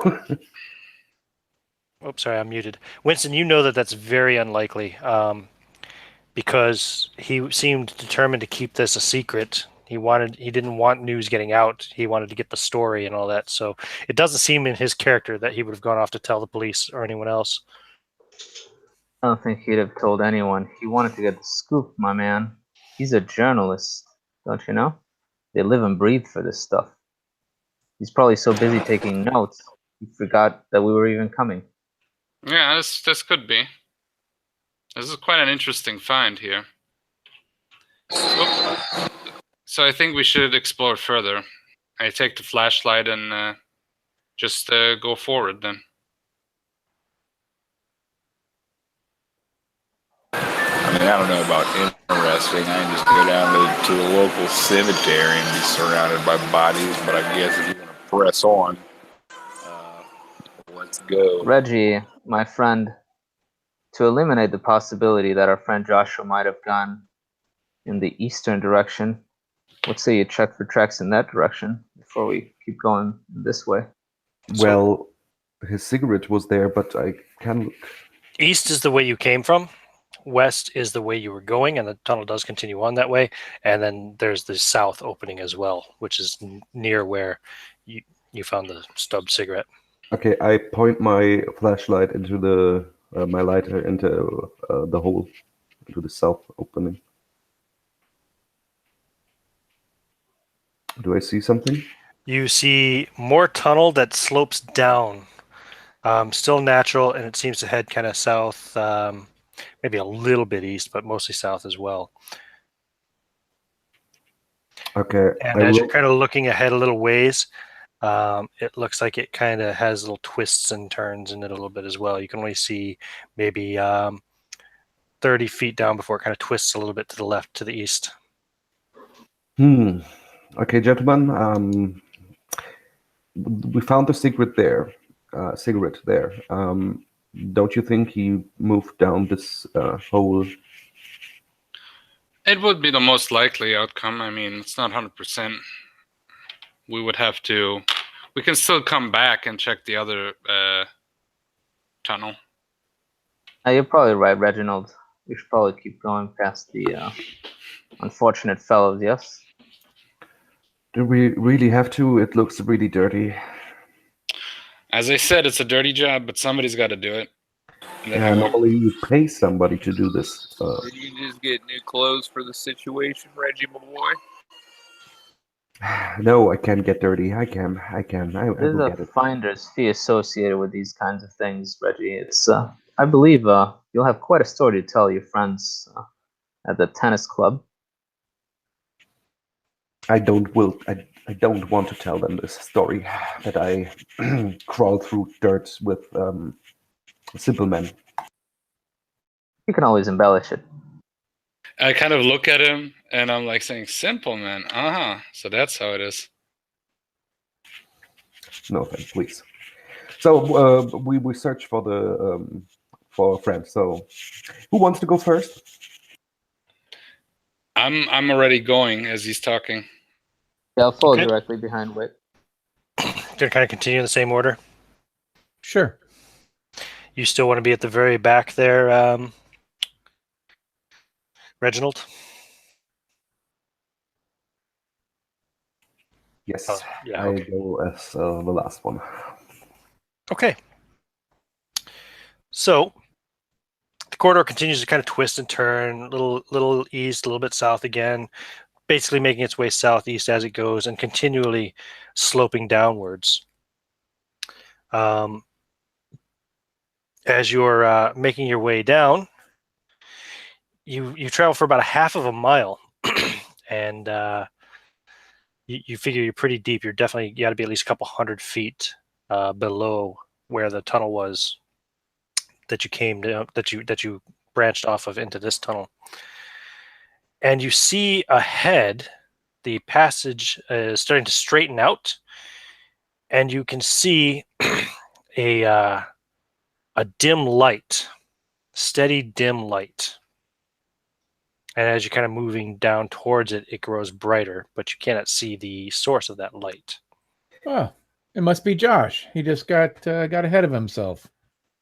I'm not so sure about that. And as I say this, I'm taking out my gun, just as a cautionary thing. I look at him. Out to it. What? Hey, Josh! You shout out, "Hey, Josh!" and it echoes and booms. You hear it ahead of you, you hear it behind you. I'm like, that's very stealthy. Very stealthy there. And you hear Stealthy. What are you hiding from? You never know, man. You never know what kind of creeps are waiting for you here. You hear a loud sound as of like falling rock coming from the way you came back behind you. And yeah, and that too. Are we prisoners now? Am I now down here forever with you guys? What was the sound? Calm down. It lasts for about Please, Reggie. 30 or 40 seconds before it stops. Let's find Josh, and then we can figure out a way out to get out of here. It's gonna be fine. Yeah, Reginald, you're gonna die down here like a simple man. I don't want to die. I don't want to die here. Are you all still standing in the same order? Is anybody heading back to see what's happened? Is anybody heading forward to continue into the room? I say, personally, I want to find Josh first. He's probably injured. He probably slipped somewhere, most realistically, and then we can bring him back, and then we can figure out a way what actually, how bad it is back there. Probably not. We'll see. Right. So while you're all standing there kind of talking after Bull has shouted and you're arguing a little bit, and Reginald's freaking out about the sound of falling rock coming from behind you, I would like you all to make spot hidden checks. And I'm looking for hard successes from anyone except for Wit. Not a chance. Nope. A hard success is half of your actual skill, or lower. Nope. Okay, I rolled a 41. And my, spot hidden is 60. Okay, yeah, you only needed a normal success. Did anybody else get a... 51, sorry, 51, but that's a normal. Still You normal. said we're rolling spot hidden, right? Spot hidden, and you're looking for hard success. Hard success. No, I got a regular success, I believe. Yeah, I got a regular success as well. Okay, so only one who notices is Wit. As they're talking, and as you turn to kind of go back to continue forward to where you were going in the first place while they were having the argument behind you, you something doesn't feel right, and you turn and look, and you see your rope being pulled into a crevice, a little crack in the wall on your right side. And you see like a brown hand holding it as it just kind of disappears behind the wall, pulling your rope with it, with your hook. Can I shoot at the hand? Sure, you want to take a shot? Yeah, I'll take a shot. Go ahead. It's a small opening. It's just maybe not even maybe a couple feet wide at best. But go ahead and roll it. Okay, so firearms, I got 70. Let me see here. I rolled an 8. That should be what is above hard success? That's an extreme success. Extreme, Yep. yeah, thank you. Yeah. Okay. Extreme success. So you fire, and you hear all of you. None of you know what he's shooting at. Only he saw the hand and his rope going through this little crack. But you hear now. Sounds almost like a human cry of pain from behind this wall, coming through the crack where he's just fired. You saw the flash of the muzzle. You heard the bang. All of your ears hurt at this point because that's really fucking loud in this tunnel, and it's echoing all over. And you hear more rumbling of rocks from the tunnel that you've just come down. Go ahead and roll damage for me on that, Sean. Okay. Mr. Maniac, so what happened when Barnabas shot it and you shot? Did you shoot a gun in here? 1d10 plus 2, right? 5 damage in total. Okay. Yeah, you hear this cry of pain, and you hear this tumbling of rocks up ahead, or up behind you, I should say, and then you hear nothing more.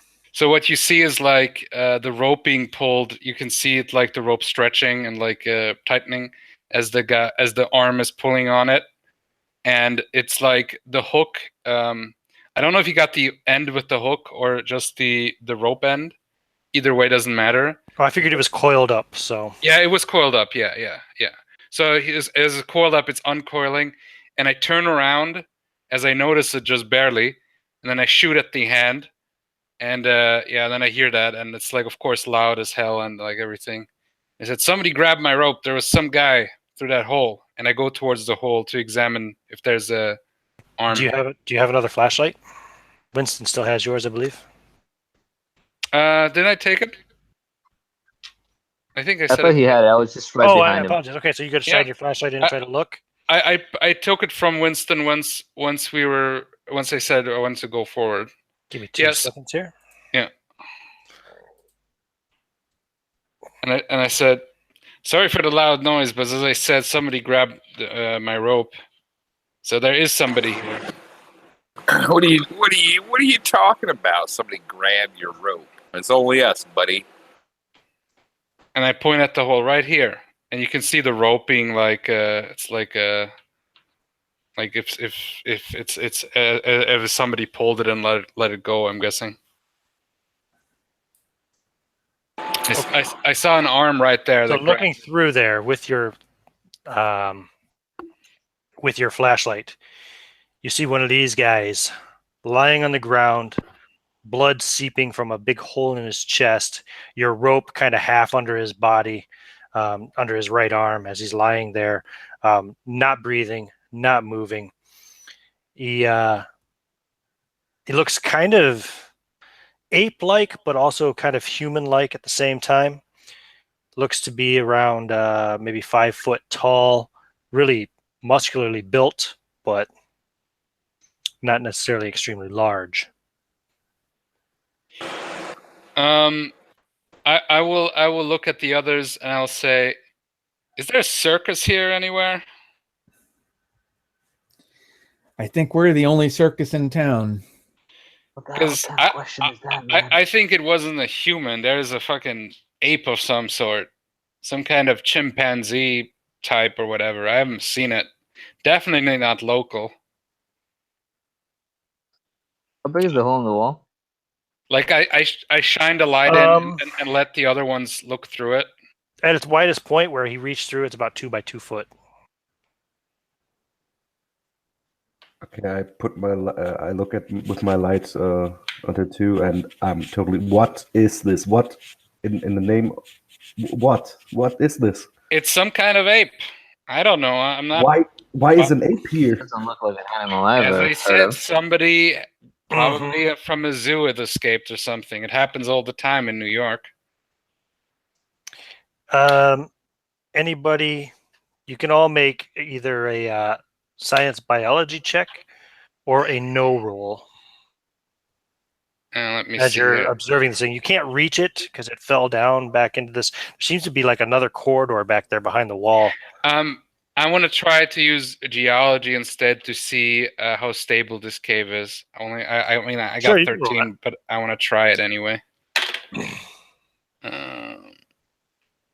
I rolled an 11. Hey, that's actually success normal one. Here where you are now, it seems pretty stable, but you're guessing back where you came from, it wasn't, judging by the sounds of falling rock you've heard on two different occasions now. And you can still, you still have ringing in your ear from when you fired that gunshot as well. Yeah. Did anybody make a science biology check or a hard no roll? A no roll is your intelligence, so. Okay, I'll do intelligence roll. Need a hard success on that Hard success, yeah. Okay. I got a hard success on intelligence. I got a 11, which with my intelligence, yeah, that's a extreme success. Nope, I rolled an 80 on intelligence. So I'm rolling that. I got a extreme success, just so you know. Okay, And we got a hard one too from I got that. Winston. I have a success. You have a regular success?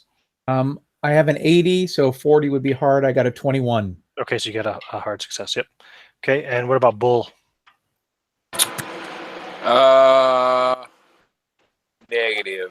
No, okay. So, Winston and Wit and Vigo, the three of you, as you're studying this thing, as Wit's holding his light on it and looking, you know, you can see this. It's brownish skin, but it's also quite pallid. Like obviously, it doesn't get a lot of sunlight.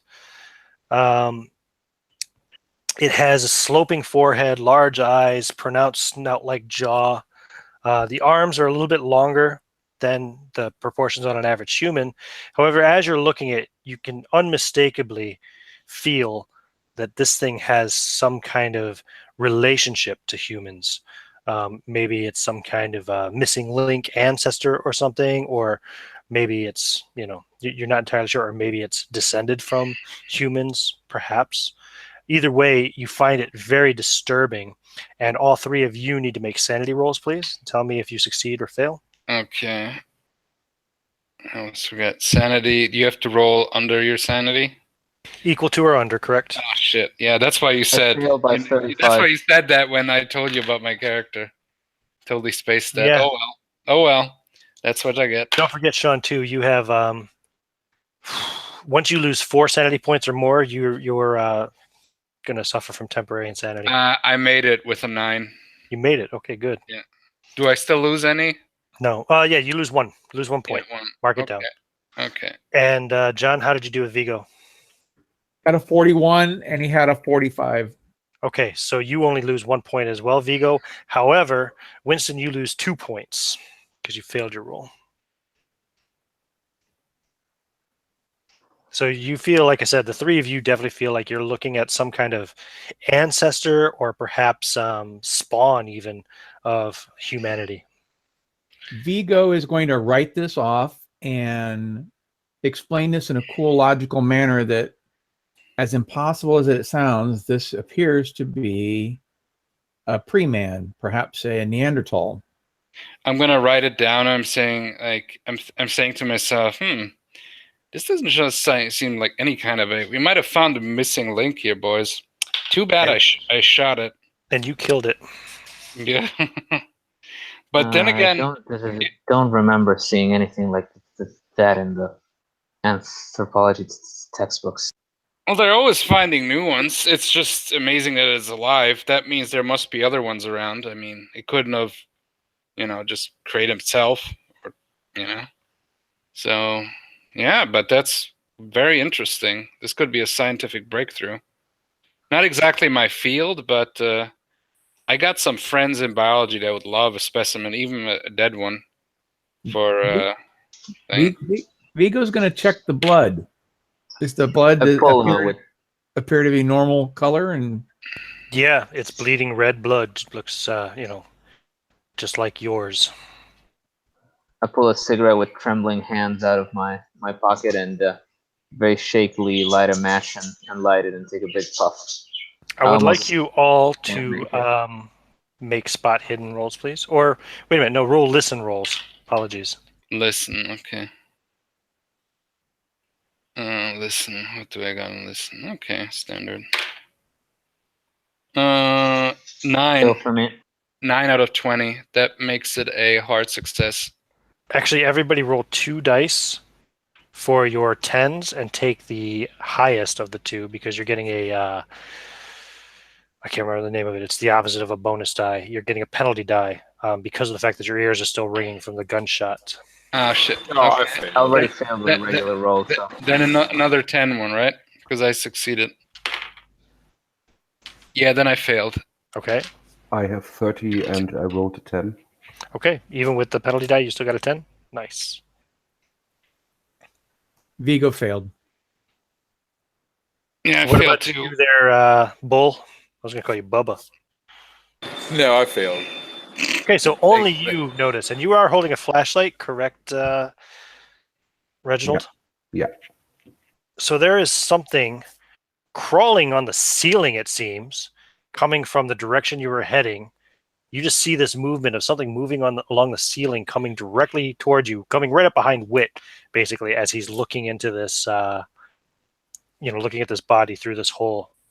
Okay. I point my flashlight directly on this where I hear it. And That's I going to scream. require a sanity roll. Okay. Sanity. So I have 90. Okay, and I'll tell you in a second. Okay, 20. I rolled a 20. So you succeed, Yeah. and you will lose. Hold on, where's the sanity thing here? No, so you don't lose any sanity. Okay. But what you see is a loathsome-looking creature. It's I'll read you a little description of it. It's semi-human looking, but not human. It looks to be bipedal, although it's crawling along the ceiling with its claws, digging into the stone. It looks like some kind of a degenerate human, but it doesn't look anything like the creature that you saw on the other side of the wall there. It's got extremely long, powerful-looking legs and like really sharp, cannibalistic-looking teeth. You ever see pictures of cannibals with all those filed teeth? Yeah. With saliva dripping out of its mouth as it's coming right up behind Wit and looks like it's about to pounce onto him. It flinches a little bit when you shine your flashlight at it, but it carries on. And it's really heavily built and very, very tall. You're guessing it's probably easily 7 or 8 feet tall. Although at the moment it's not standing; it's just crawling along the ceiling. What do you do? Okay, I scream, Mr. Witt, Mr. Witt, behind you, up there. What? I look up there. and I take the lamp on it. Sanity roll, right? Well, yeah. What's your dexterity, Wit? My dex. Yep. I think that's actually my shittier stat. Well, it's 55. Okay, so it's going to go before you, but yeah, you can get a look at it and roll a sanity check. Okay. Okay, 16. Still made it. I think, yeah, it's a 16. Yeah. Okay, so you don't lose any sanity either as you see this thing Okay. slavering, coming towards you. And it's Okay. dropping down and attacking you now. Is there Oh. Let me any see way here. to That react does at this count. point? Nope. This is basically a surprise attack. The only person that wasn't surprised was Reginald. So as it attacks, let me see here. Fighting. Nope, that's the wrong creature. This is the right creature. Okay, it gets 2 attacks. So it's going to go for a claw and a bite. Oh, it's a sneak attack, actually. Hold on a second. The old 1-2. It's a sneak attack, so it's going to successfully hit with both of them, in fact. I always forget with Call of Cthulhu, is it like armor class or do you have a parry or something? I always forget. You have a dodge, but because it has initiative on you, this is a surprise attack. Okay. Just for next time, yeah. Mhm. Obviously, I cannot do anything because I don't have time. The first attack does 11 points of damage as it drops down and slashes into you with its claws and like drives you to the ground right on top of you. Holy shit! I just scream. I'm down to 1 hit point. The second, then it Sounds digs its about right. teeth into you and does 11 more points of damage What the fuck? as it bites directly into your throat and tears it out in front of everybody. Blood flying everywhere. I'm like at -10. I have to be dead. I don't know. Wit has bit the dust.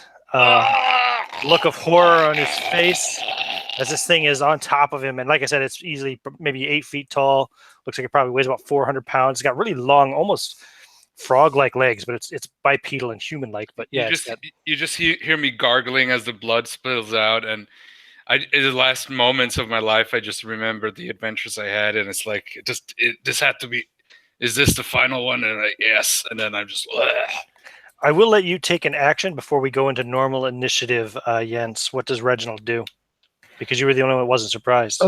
Yeah, I don't have a weapon. I don't have anything. I just see what's happening there. Do I lose sanity? Oh, you did. Actually, all of you can roll sanity rolls since you just saw your friend horribly murdered right in front of you. Thanks for reminding me.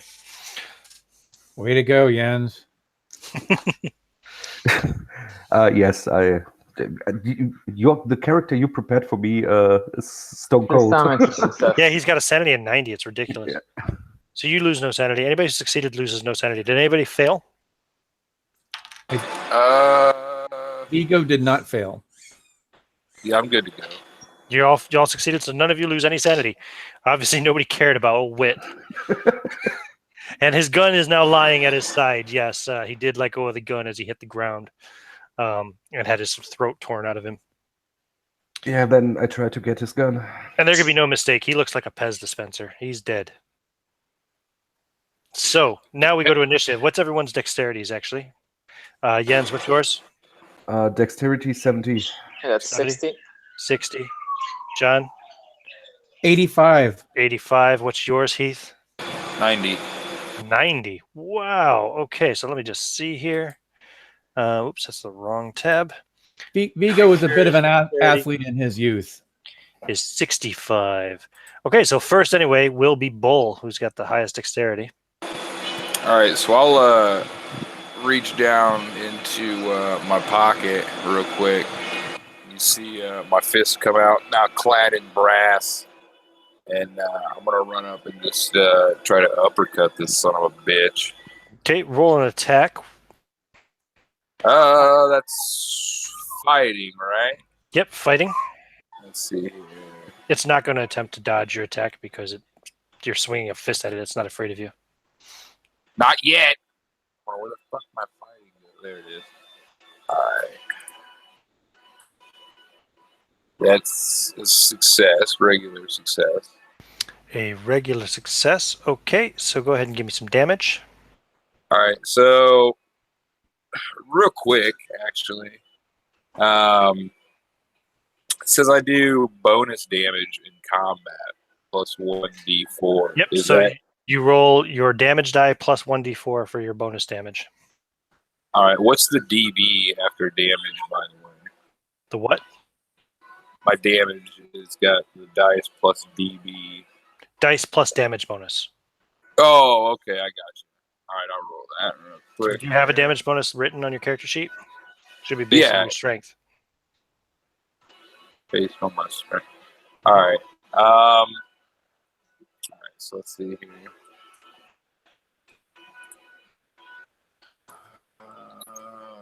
The damage is...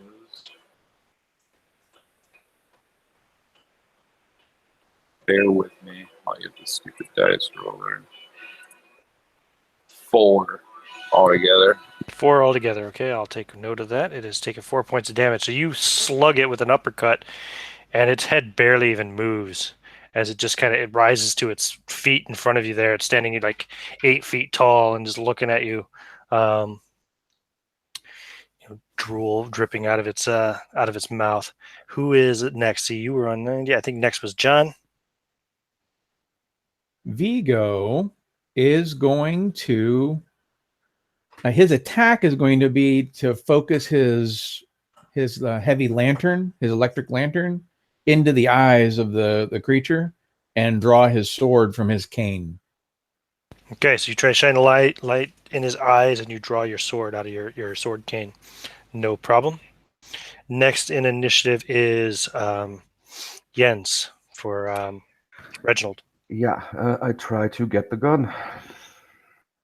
Okay, yeah, you can make a maneuver to run down there, kind of roll on the ground and grab the gun, Hmm? which will bring you within melee range of the creature, but you can do so successfully. I will allow that. Okay. And then it's the creature's turn. The creature is going to attack the man who just walked up and socked it in the jaw. I figured. Now, let's see.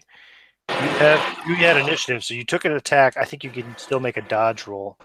No. I'm gonna fight. I've been through this with old Dick Right, Rooney. that's right. Yeah, you can do the counter strike instead if you want. Okay, I have made my roll. You get to make a an attack roll against it. All right. That is a 71, which is below my fight. What you're fighting at? 75. Okay, yep, you hit it. So go ahead and roll damage. When you're doing the counterattack like that, do you compare the differential? Yeah, like if we both got hard successes, Right? then neither one of us would have hit, basically, because he has to beat it in order to hit on a counter strike. If it's a dodge, you just have to match it or better. I got you. That's that's a 4. I throw the uppercut. It takes come 4 around more with a points quick, damage. You uppercut it quick again. right hook. It takes its second attack, though. It has 2 attacks a round.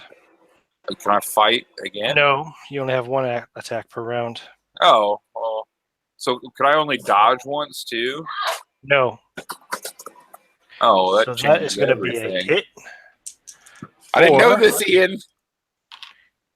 Ooh, shit. Holy shit.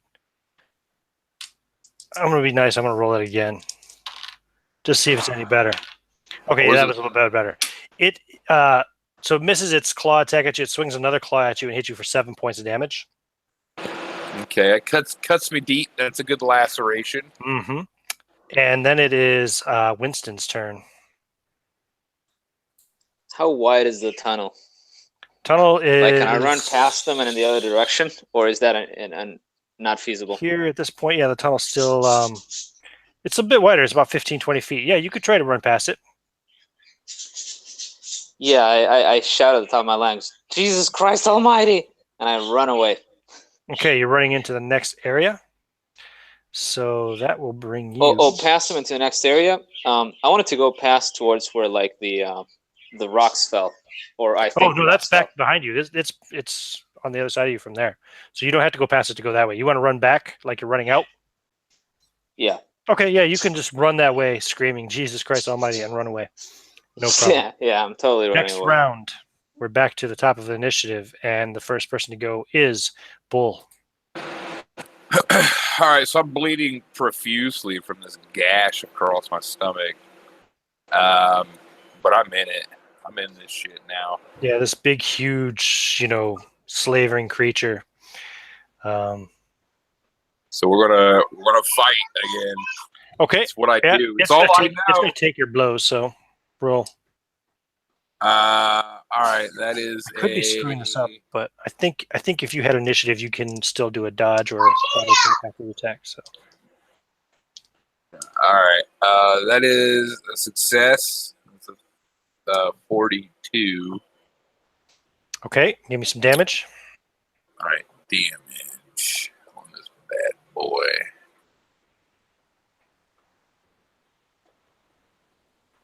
Four more points. Okay, so it's up to 12 damage now. Okay, you hit it pretty good, but it's still standing there, still taking it. It's a lot bigger than you, Bull. It is. It's probably faster too, so I might as well go down swinging. I did fudge those dice on that attack roll, John, because I would have eviscerated him instantly. I know. Yeah, And I'm it probably would sure. have turned into a TPK right here, right now. I decided to show a little mercy. I rolled like 18 on 3d6, so. Right. Yeah. Man. I mentioned that because of the conversation that popped up on the I site know. the other day. I know. when Oh yeah, appropriate. you don't get a second attack. So who's next? Is sorry, it's you, John. and, It's Vigo's turn. And I assume that the light had no effect because he didn't have any minuses and he didn't seem to miss. No, he hit it. So yeah, it's still it's irritated. It didn't get its bonus die to its attack last round, but it did have a slight effect. All right, I am. He's noting how large it is, and Like I said, about 8 feet tall, about 400 pounds. Trying to keep his More than half of its length is its legs, big, powerful legs. Trying to keep his logic and scientific mind focused. He is going to figure that the eyes are too high, and he's going to go for the gooch and maybe slice open that cloaca. Go for it. Make your attack roll. All right. I have a sword skill of, survey says, 60. And I am rolling, praying for something decent. And I succeeded with, I assume, is a hard. I got a 13. Okay, you hit. So go ahead and give me your damage. All right. Now, I was going to figure that what is, how do we figure the DB? I did not figure any DB. Oh, should be on your character sheet. You didn't calculate that. What's your strength? 55. I don't think you have one. Yeah, I didn't think so. That's why I suspected he didn't have one. That's why I was just asking. Okay, 1d6 plus nothing. Okay, 1d6. Rolling. Let me change my die value. I'm using online roller. And I have a 4. You do 4 points of damage to him. Okay. Great. And next then is Reginald. Yeah, I tried to shoot him. I don't know the stats for the gun, but firearms 30 for Okay. the handgun. I can tell you the stats. Yeah, I have to hit it first, but Okay. no, 51. 51. So you shoot. Another loud ringing sound. Everybody else, you're all. There's still 4 bullets left in the chamber. So Nice. nothing. I love your new picture. Yeah. World famous explorer. I almost said and shit talker. It's but... 1921. That's great. Oh, okay. Then let me update this. All right. Now it's the creature's turn, and it is going to. You guys are doing equal damage to it. Who's bigger? What's your size for Vigo? He's a like 5'8", 5'9". No. You should have a size stat. Oh, sorry. Let me go to it. 1 second. Like this thing is a size 130. I'm looking. Size.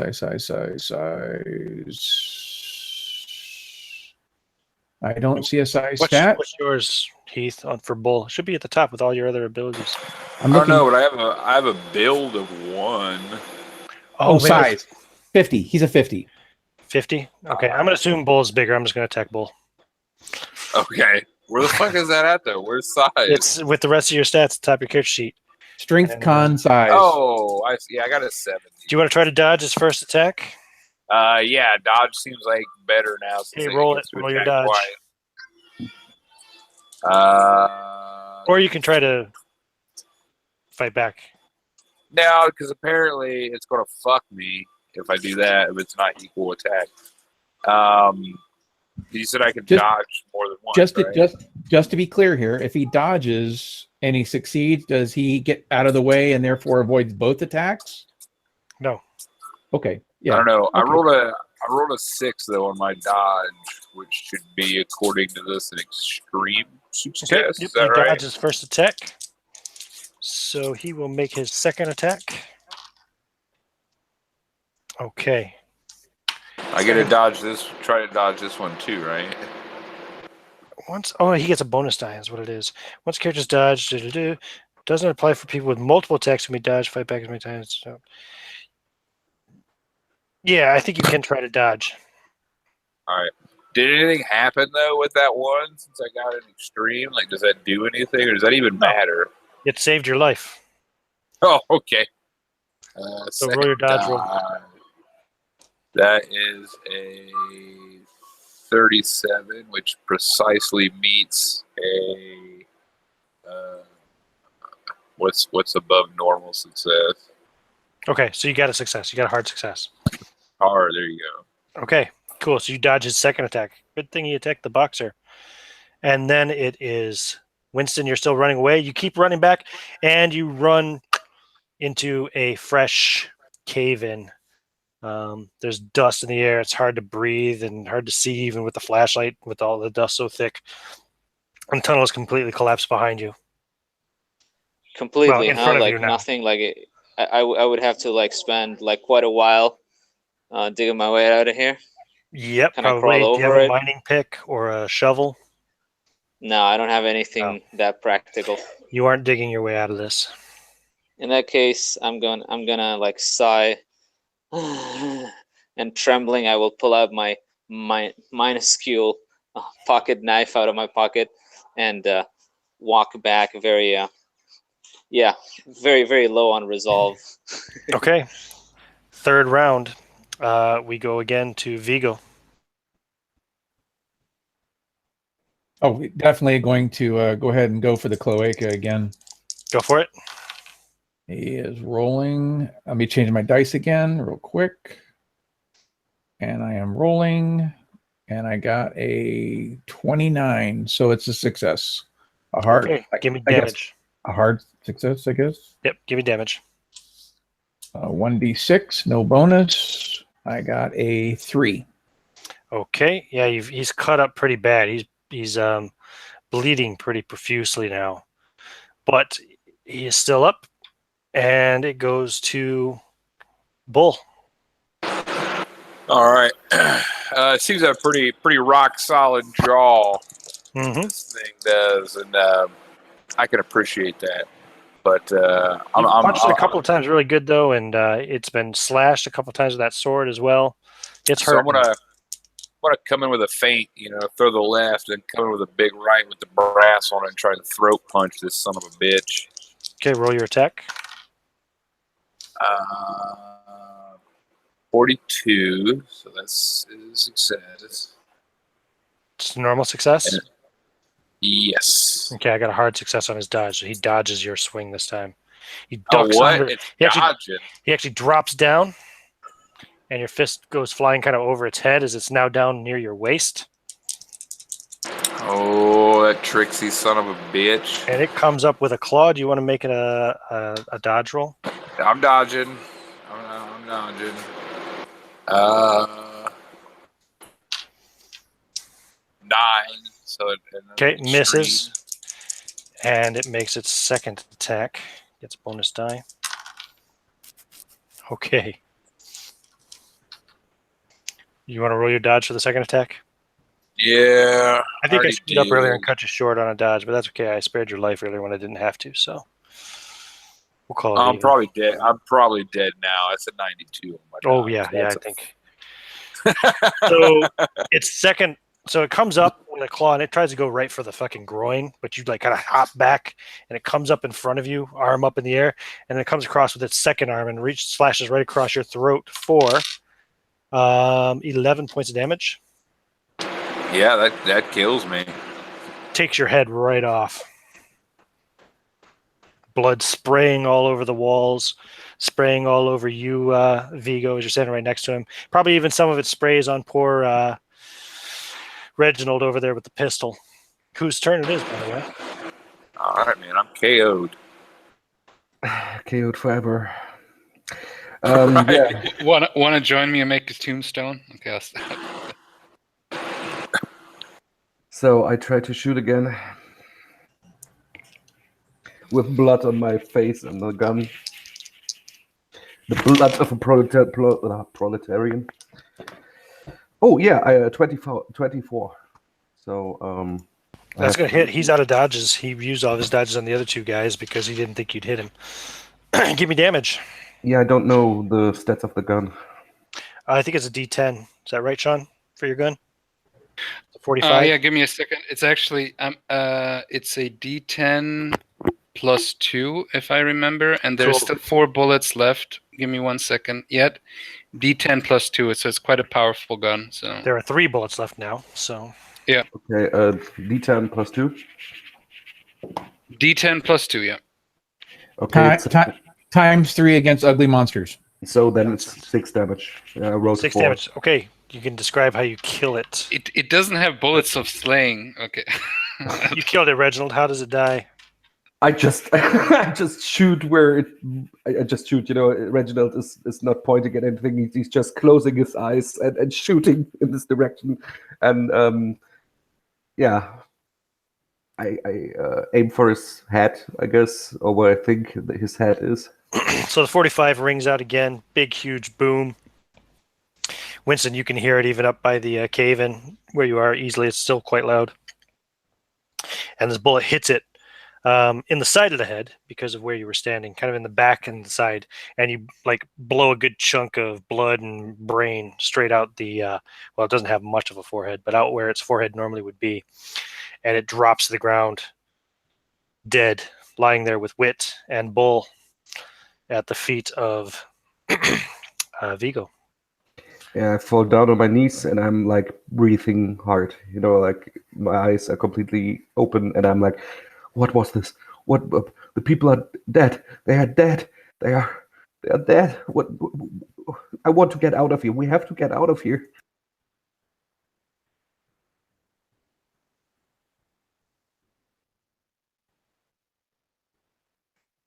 Is anyone still there?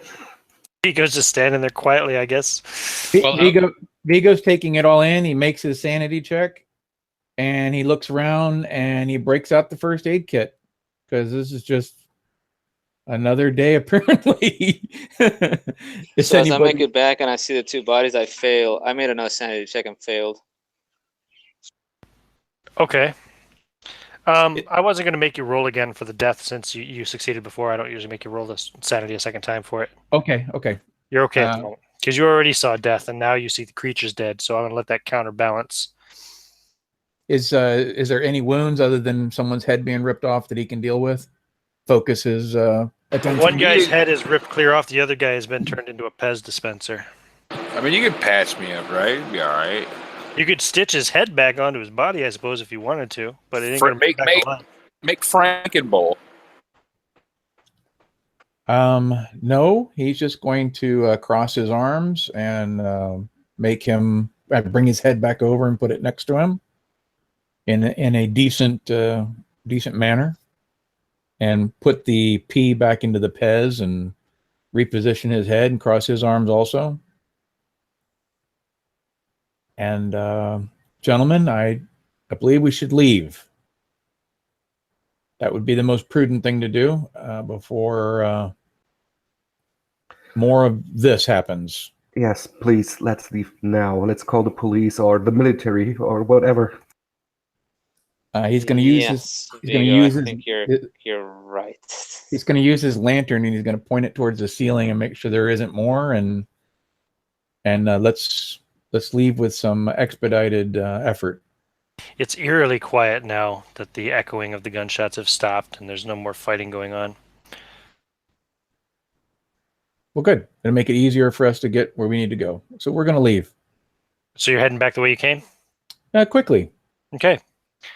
You start making your way back north along the tunnel that you came down. Who's behind him? I'm right behind him. Okay. Yeah. Yeah. Winston falls in last. So you guys make your way back. You go back up about about 100 feet or so back, maybe 150 feet further back up the sloping tunnel, and you also come to the cave-in that Winston ran into earlier, and it is thick and it is full. It is heavy. I would start trying to take rocks away and say, "Help me! There's gotta be a way. There's gotta be a way that we can get out of here. There's gotta be a way to get out of here alive." Even when I don't so much into working, I help too, and I ask, "How long do you think we get here out fast?" Vigo's trying to take this in. So somebody already saw that this was a cave-in and came back and didn't tell us, and we ran down this way. Yes.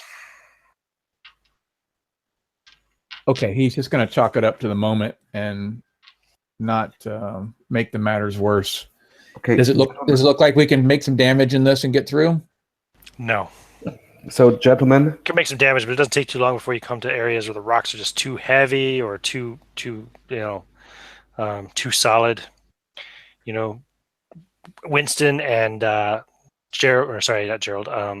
Reginald are digging at it, moving some of the rocks. Your fingernails are cracked and broken, and your fingers are bleeding a little bit.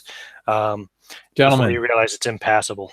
Gentlemen, we're not going to get through here. We're going to have to find a different way. okay, when we don't get a way out of here, I pointed the gun. I have still 3 bullets. So when we don't get out of here, I have still 3 bullets. Congratulations. We are 3 men. I have 3 bullets, so we don't have to hunger and freeze to death or. No, Reginald, I don't believe it's time for that just yet, huh? Don't let despair take over yet. We still may find our way out. I hope so. I really hope so. And we're gonna head back. Let's take it nice and slow and see if we can find another way out other than towards the. As you make your way back to the battle site, where the dead creature and your 2 dead friends are, do you want to pick up any of Whit's stuff? He had a bunch of stuff. Yeah, that was going to be the next thing. Is if we made it that far, we're going to take anything that was useful, and especially anything that's identifiable or personal, so that we can pass on those items to family members. Yeah, has Bull something with him that I can give to his family members? Because The only somehow thing Paul has on him is his brass knuckles. Yeah, I take. His fingers. He's got a death grip on him. I But take them. you can snap his fingers back and pull it off. I take them because I saw how he fought, and for a simple man, I have a lot. He earned a lot of respect to me, and I think I have to give this knuckles to his family. Or brass knuckles and a winning, charming personality. However, your friend Whit had a lot more stuff on him. Whit he's got a tent in his backpack. He's got a Bowie knife. He's got a machete, a bullwhip. He also has a wallet, a notepad and pen with some notes already written in it, a canteen, a compass, archaeology kit. I don't know what that is. Oh, I guess that's for archaeology kit is like I didn't want to list it all separately. It's just like a brush and a little chisel and stuff like that. He's got a box of 45 bullets. That's it's 24 bullets, so it's for an extra 3 times you can load it. So he's got keys, a watch around his wrist. It's the lucky watch, but you don't know that it's just a watch. And the Bowie knife, and that's he's got a week worth of dry rations. Yeah. Okay, well, the tent and the whip and all that I have no use for. We'll divvy out the machete, and the Bowie's already been taken, and the bullets goes with the gun. Sure. Who took the Bowie? I also got a canteen with water and the little notebook, and I'll take the canteen as well. And then I take the bullets. There's also a canteen. You can have the machete as well. There's also a full canteen, like a canteen with water, like a military one. Ignacio took that already. Yep. Okay, good. And you can take the machete as well, so you also have a melee weapon then, Reginald. And a rope and a 50-foot. The rope is gone. Oh yeah, okay, yeah. It was stolen. Yeah. Yep. Okay. Cool. So write down your new bits of equipment, everybody, so you don't forget you have them. And you can now, if you wish, continue south. Okay. Do we? Well, it's the only way. So we will definitely secure any more flashlights or lanterns or whatever that was left behind. Oh yes, of course. He did have an electric torch. Bull did not. So you have one more electric torch. I think everybody has an electric torch now. So. Well, let's move forward. So as you continue to move forward, you come around a bend to see where this light source is coming from. And you come to a hall. It's not perfectly rectangular, but it's pretty close. And it looks to be about 40 feet wide by maybe 70 feet in length. There is a small, there's a corridor leading off on the right side, which would be the west side. It is, it's filled with ambient light, which is being emitted by this lichen that's all over the walls here. It's like a phosphorescent lichen. It's lit as if, like, think of it like candlelight. Okay, so you'd still want to use your torches to see any kind of fine details or any distances, but think of it as candlelight level coming from this glowing greenish yellow lichen. Ambient light. Exactly. That's exactly what it is. So it's got a really eerie twilight kind of feel to it. And your flashlights, as you're moving around, make kind of unsettling shadows dance on the walls and twist and move about. You can also see the walls here have been decorated with intricate carvings, including natural columns that tower to the ceiling. The ceiling is much higher here. Make sure I'm in the right room. Yeah, I am. The ceiling here is 100 feet high. Holy Okay, moly. so this is not a natural hall. So you see these columns. They're actually they seem to be natural stone, but they've been carved a bit, and they go up a full 100 feet up to the ceiling above. A lot of the fine work seems to be damaged here. You know, the fine details of the etchings and stuff. And about 50 feet of the eastern wall, the majority of the eastern wall, has collapsed, obliterating any carvings or passages that were on that side at one time, if any ever did exist. Now, would anybody like to make an archaeology roll? I was just going to say, Vigo, being an occult archaeologist, he is overwhelmed and probably needs to make a check just to make sure he doesn't lose his focus. But archaeology being a 65, he is rolling, and survey says a 48. 48. So regular success. Okay, successful archaeology roll. You can see that these carvings are extremely ancient, possibly predating the oldest cave paintings so far discovered.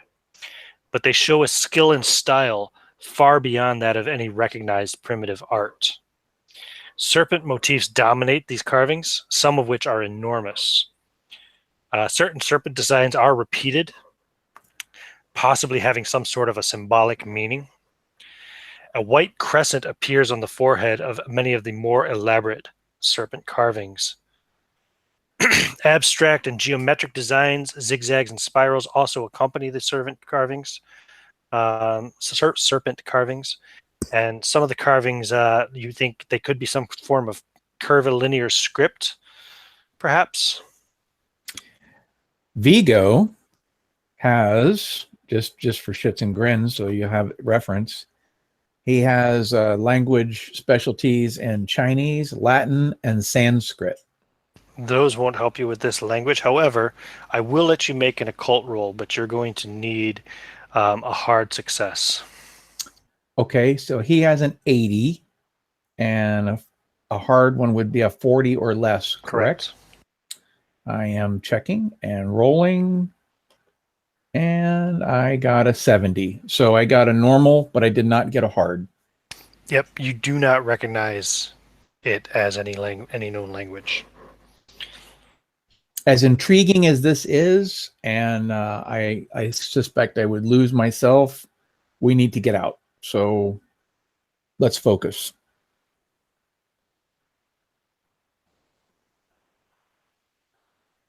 What are our options? I'll be going around the sides of the cave, trying to see if there's any kind of exit. There is a corridor on the right side heading west, and then at the south end of this hall, turns back into natural cavern, kind of heading southeast again. Gentlemen, when there is another opening, doesn't there come some air from one direction or something? Just asking. I don't know. Maybe? That's a good How- question, and well- I want to go up to the one of the corridors that you described, Ian, and light a match and see if the flame is traveling in any specific direction. The corridor to the right? No, when you hold the match, it just stays perfectly still. How Then about I use it to light a cigarette, and I do the other thing with the other corridor. while he's doing that, Vigo's going to check the floor and if there is any dust layer to see if the dust layer had been disturbed by footprints. Okay. Go ahead and give me a track roll. And while you're checking the southern corridor and lighting yourself a cigarette, the flame is pulled a little bit towards the corridor, southeast. Towards it, so it feels like air is escaping in the direction of it. It would seem to be. As I'm looking for more of a perception, could I apply my the look? You had said earlier that we could use our half intelligence. Your knowledge? Oh, I'm sorry, What did I knowledge. say you could use half intelligence for? I thought No, I lost track of it. It was either nothing for half intelligence that I can think of. all right. Well, then I guess it was knowledge. I guess it was no. That's what you said. You said Nope, no. I'll let you know when you can make those rolls. Okay, because he's got a terrible track. That's what I was going to That's say. fine. I will There's no- walk towards the other two and relay my information about the tunnel. There is no general perception roll, right? I don't have a character sheet in front of me. I don't Yeah, there think is a spot hidden, but Oh, no, spot hidden. no. Okay, I have a great spot hidden, but shitty track. You're looking Okay. for tracks. All right, I have a 10, and I am rolling, and I have a 71, so I failed. Find no tracks. I try to roll for track. Okay, go for it. Yeah, 11. Okay. Let's see. You would find some large humanoid clawed tracks Ugh. that you think probably belong to that creature that you guys just fought in the tunnel. Okay, I point at them and say, "Do you think there's another one, or is this from the creature that is dead?" No, I'm sure there was only one. Let's stay focused. And as you're looking around, you do also find occasionally you find little tracks of they're kind of a slightly smaller humanoid-like track, humanish track. You think they could possibly belong to like the creatures, like the creature Wit shot and killed through the opening in the wall. Yeah. And you rolled an 11, right? What is your track skill? 30? 30. Yeah. So you got a hard success? Yeah, there are many of them. It doesn't look like one creature. Okay. I think there's probably several of them. That's good news. So there are more apes? Or more little bulls? So it should seem. So our only option is the one tunnel. Is that what you were saying, to the west? There's a tunnel to the south or a corridor to the west. Gentlemen? But as which way- Winston pointed out to you, the tunnel to the south, it seemed to be air escaping in that direction when he lit his match. Then let us go that with some intent.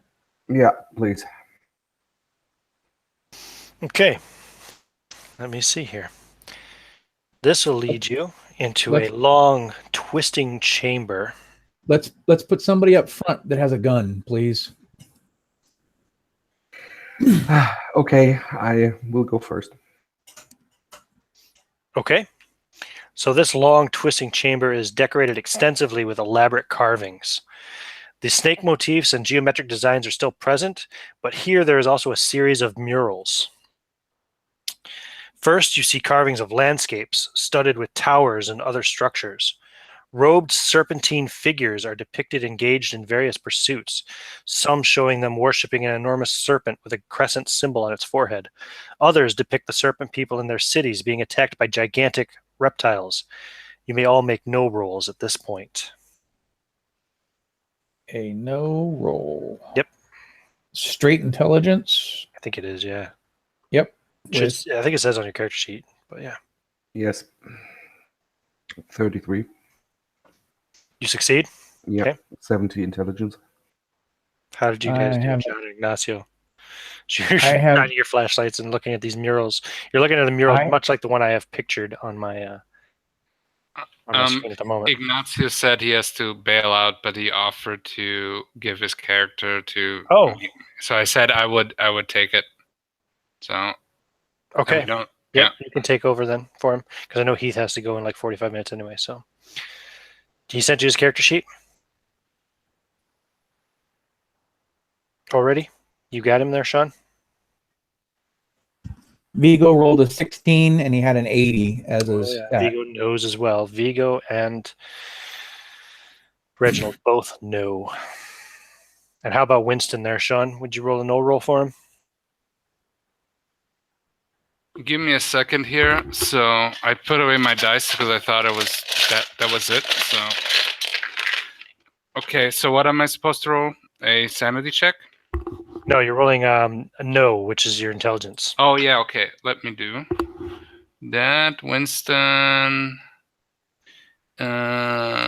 intelligence. Yeah, 70. So I rolled a 60 and I have a 70. So that's a normal. You all know. So as you're looking at this particular mural, the serpent people in their cities being attacked by these gigantic reptiles, you realize that those reptiles are various dinosaurs, including pterodactyls carrying away hapless serpent people. This revelation of ancient yet accurate representations of historical creatures that lived on the earth millions of years ago calls for another sanity check. Everybody make a sanity check. Oh, dear Lord. 77. Okay, 44. Okay, it doesn't show his current sanity. It just shows his luck total. Crap. I don't know what was his sanity. What says power? Power is 50. So his current sanity should have probably been 50 to start, and he lost, I'm going to say 3 points. So it's 47. He's at 47 currently, and he can lose 7 more before going temporarily insane. And I rolled a 44, so just remember when you hit 40, you're going temporarily insane. So you made your sanity. You don't lose any sanity. Did anybody lose? I'm pretty sure Winston didn't lose hit points because he didn't. Nope, he did not. Yeah, okay, it shows here 50. Okay. And then John, Vigo failed, right? So you're going to lose. Vigo was too focused on the drawing or the sculptures, and he you're looking at this and you're realizing this is depictions of some kind of in theory, these, and you're the archaeologist remaining in the group as well. Yep. This is representing some kind of ancient serpentine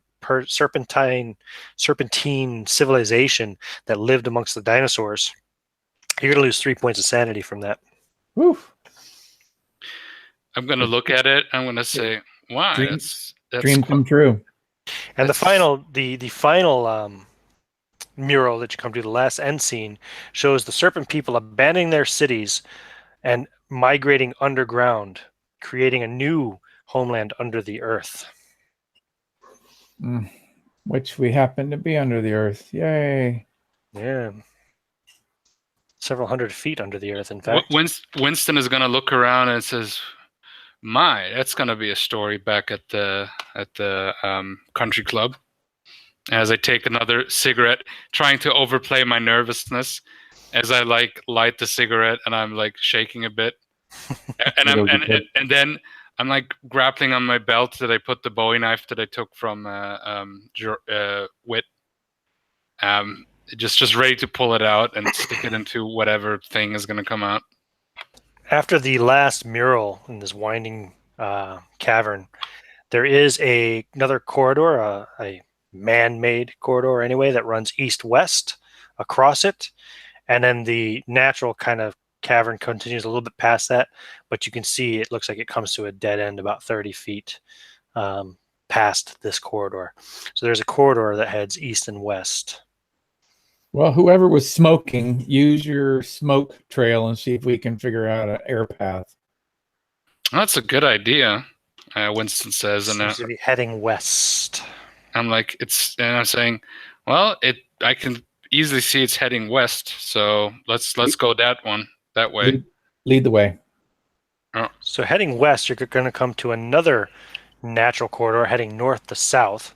If you look to your right, you can see that about 25, 30 feet to your right, it comes to another cave and it seems to come to a dead end. And then if you look to the south, you can see there's another like natural kind of corridor heading off to the right a little bit. And this cavern continues on to the south.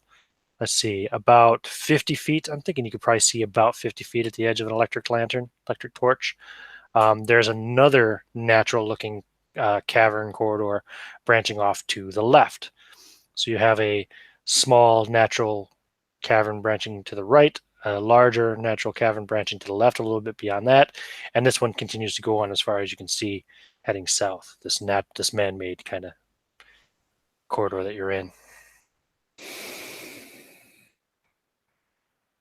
Well, let's choose one of the corridors because I don't think your smoke trick's going to work in the open air. I'm just... And based on the horror that we've already seen, I think we should choose the smaller corridor. I honestly think that's been enough adventure for today. Jesus Christ, I'd rather be in the lounge right now as I take another whiff nervously. Let's get the hell out of here, any direction. What do you guys think then? Which corridor? Where are the... I roll for track because I want to see where are more footprints of small... Good call. apes. Go for it. No, 81.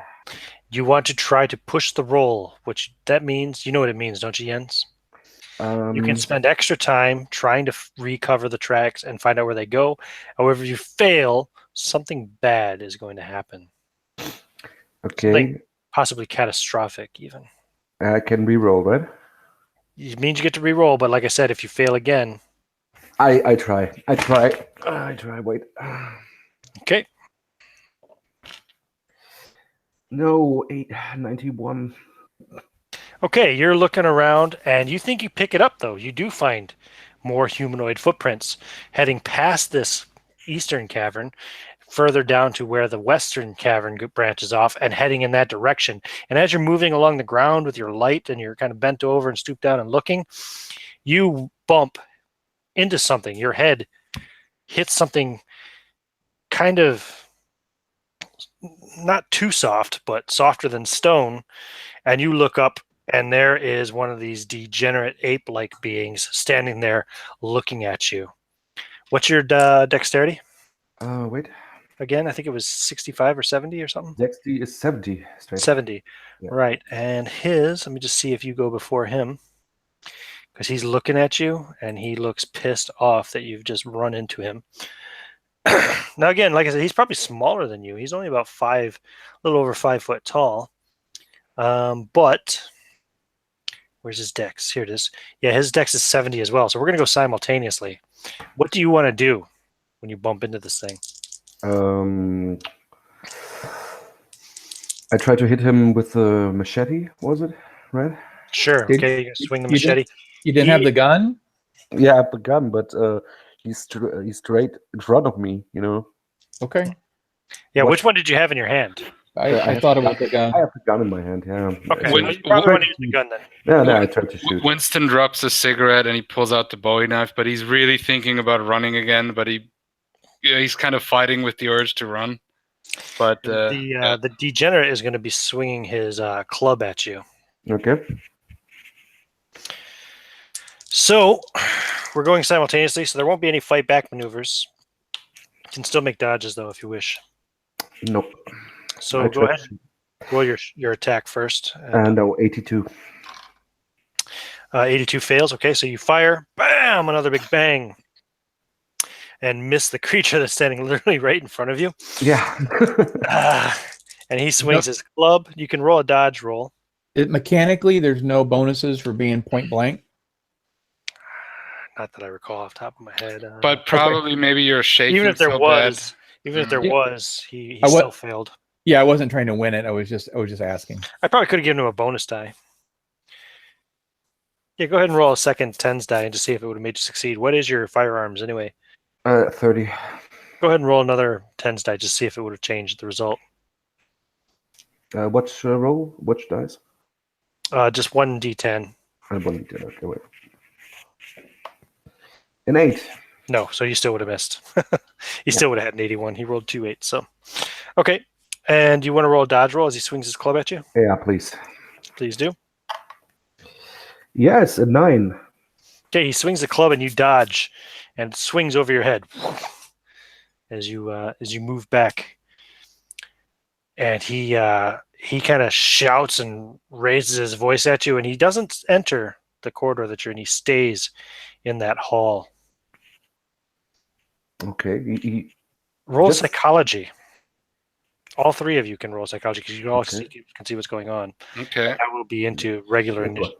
Just 10. Okay, and then psychology. Oh, 40. I actually got... Winston has got a good psychology score.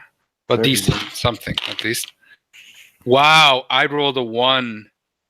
Nice. Nice. That's a fucking... He is taking up a defensive stance in that little corridor. He seems to be...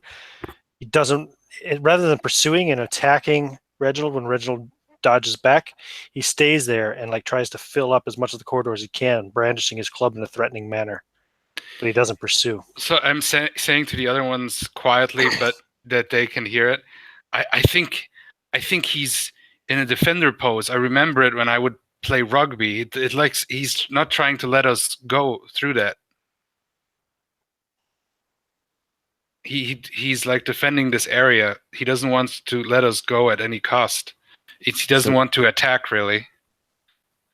So you want to speak with this white one? He tried to hit me. I don't want to talk with him, but that's just what I noticed.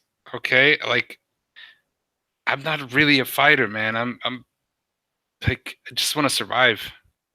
Me too. So other direction? And as you guys are discussing this, he doesn't come in after you. He stands there holding his club and grunting at you. I say kind of language, just whatever he aggressively is grunting. protecting, I don't know what it is, but let him be. Let's just move on. Can I? You've seen how these things have killed the other two. Okay? Yeah. You've already fired the gun, so if he is protecting something, something's coming. So Yeah, let's get out of here because if he's just going to stand there, put a bullet in him. Why? I don't know. Why should I? I mean, okay, fine. Then I look at the others and I'm saying, I mean, we can't take him. We got a gun. Give it to me if you're not going to shoot it. I don't want to shoot it. When you say he's just protecting something and he doesn't attack us just because... Maybe it's the exit he's protecting. Maybe they want to keep us here to eat us. You do still have another cavern heading west, and this natural cavern continues to the south as well. We got to decide what to do. Either we shoot him and try to get through that, or we try the other caverns. But we got to decide it now before reinforcements come in. Okay, I try to put up my gun up, and my other hand show him open to the creature. I try to show him I don't want to hurt him or to attack him, and that I just go backwards and just want to go in another direction. This is what I try to show this creature. I try to show the creature somehow that I don't want to go in this direction where he protects, and I don't want any trouble with him. I just try.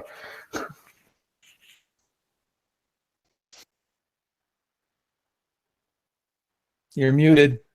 Nope, right, wrong button. He doesn't come into the room. He just stays back. And he stops grunting after you back off a little ways. And he kind of crouches down there a little bit, squats down, holding his club and scratching at the ground in front of him. Okay, then let's find another way. I don't want to wait till his friends arrive because then we won't have a chance. So to continue south down this man-made cavern, you'd have to go past him again. But I mean, Yeah. Or you can backtrack a little bit and take the other cavern heading west.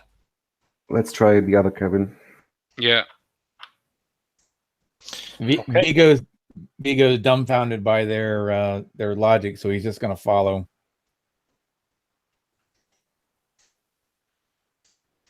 I'm just kind of like following whoever's got the gun at this point. Yeah, me. Yeah, the guy that won't shoot. Gotcha. Yeah, I agree with that, but do you want it out of character? You want to take his gun? Maybe he'll give it. I don't know. You gave all the meat supplies to the vegan. Let's go. So you're going to travel west, Nice. down the Western Passage. Before you do, I'm going to take a quick break because I need to use the restroom and get another drink. We'll resume in a couple of minutes. Very good. And then this should be the last break. I think we should be able to finish this adventure before too much longer. Very good. Yeah. Hope you guys are enjoying yourself, and I hope it's not going too late for you. That's fine for me.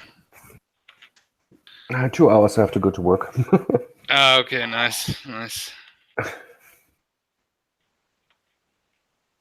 Yeah, I have the gun. I don't want to shoot. I just want to avoid trouble and get out. Yeah, obviously you're playing your character, so it's fine. We're not fearless monster stompers. We're just like dudes, basically, more or less. Yeah, but the character Ian made for me is like stone cold. He has 90 sanity points. Nice. That's pretty good. I randomly generated mine, and I didn't pay attention to the sanity, and I had like 20. Ooh. I thought I'm gonna go crazy before I die, but I guess I was wrong. But this is the first time since a long time that my rolls are pretty decent, because the last time I played Call of Cthulhu, all my rolls were totally misses, totally failed. I had actually some really good rolls this thing. I mean, I rolled a 1 now. I just but I didn't have the luck against the creature then, so yeah, but that's the game. So yeah, but I love it. I love Cthulhu. I've been thinking of running Pulp Cthulhu, actually. Like, I wanna. Never played it. I read a little bit into it, and I'm kind of interested. What is really good is Achtung Cthulhu. Achtung Cthulhu looks amazing. It's really good. I bought it when it came out in English, and it was funny that it was called Achtung Cthulhu. Yeah. But it's awesome. It's really awesome. Had a lot of fun. Yeah. And what I really want to play is Cthulhu Tech. I have the books, but I never played it. I have seen that Ian has it, and I've seen there's this guy on YouTube, Hammered Shitsteak. He's been in the RPG groups for a while, and he has a game that he recorded, or I think that he just posts the recaps. I'm not even sure anymore, but he ran a game apparently. Yeah. Call of Cthulhu is like my home game, because I grew up with this game. Yeah. I just love it. And this edition is awesome. Well, you're from Germany. Like I grew up also in Germany. Where do you grow up? Well, in southern Germany, in Bayern. Okay. In next to Munich, in a small place called Fürstenfeldbruck. Okay. And it's 20 minutes from Munich. Okay. And the first RPG we played was The Dark Eye. I hate this game. I hate this game so much. Yep. Yeah, it's the biggest role playing game in Germany, and it's the biggest. It's the most famous German one, yeah. but it's not even the first, because that would be Midgard. But yeah, apparently that one was too complicated or something. Most people play The Dark Eye, but then Call of Cthulhu is the second biggest thing in Germany. In Germany, Dungeons and Dragons is not really. I know. It's not that popular. I mean, whenever I talk with people about role playing, it's either Dark Eye, Shadowrun, maybe some kind of Vampire Masquerade, something like that. Shadowrun is big. Shadowrun is really big. I mean, there is a expansion that I've seen. They made especially for Germany. Yeah, the Berlin and the Shadows that I would really Oh, like there to. are a lot of books. I have the Shadowrun books here, especially made If for- somebody, it would be cool if somebody actually is from Berlin and could run it, because I think that would be the coolest. They I could have would. some. There is an adventure based about Western Germany in Essen, and because there's Nice. one of the biggest companies of the game, and I could run it because I live like in West. I live in West Germany, and I know the city very well. You know. There is actually an expansion, because I'm a Hungarian American, and in Hungary, Shadowrun is pretty popular too. They have also their own game. They have multiple, but there's only one Hungarian game, but it's very popular. It's called Magus. It's basically the same, more or less, as another fantasy RPG, but Shadowrun, they actually made a expansion for Budapest, so for Hungary, in the darkness, and it was a fan thing, but they sent it to FASFA, and they liked it so much they actually made it canon and released it officially. Same thing with all the German books. Yeah, There's so yeah. many German canon, and they made it totally officially. Yeah. I'm so sorry. The boss is back. Yeah.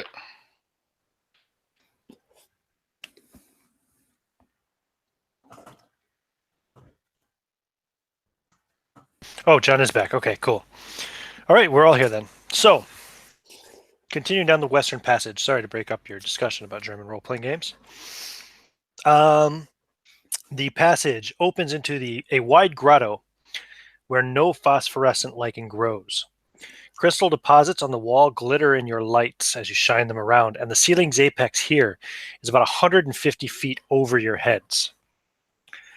Spreading across the far wall is a bizarre, twisted structure fashioned from interlaced bronze pipes and studded with crystals of various size and colors. The pipes pierce the wall in numerous places, while the other ends ultimately end in spikes. There is a rock formation about 20 feet in front of it, carved into a sort of chair. From this distance, you can't see it all very clearly because this room is, let me just tell you.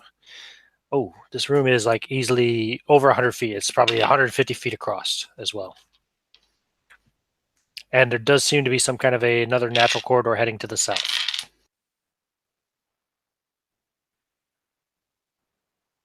Would this be a good time for a spot hidden? I think so. No, I'll let you know when you need to make one of those. But if you want to walk into the room and get a closer look at whatever this structure is on the far wall, you can. No. I'm gonna look around very nervously, and I'm gonna walk in just like one or two steps.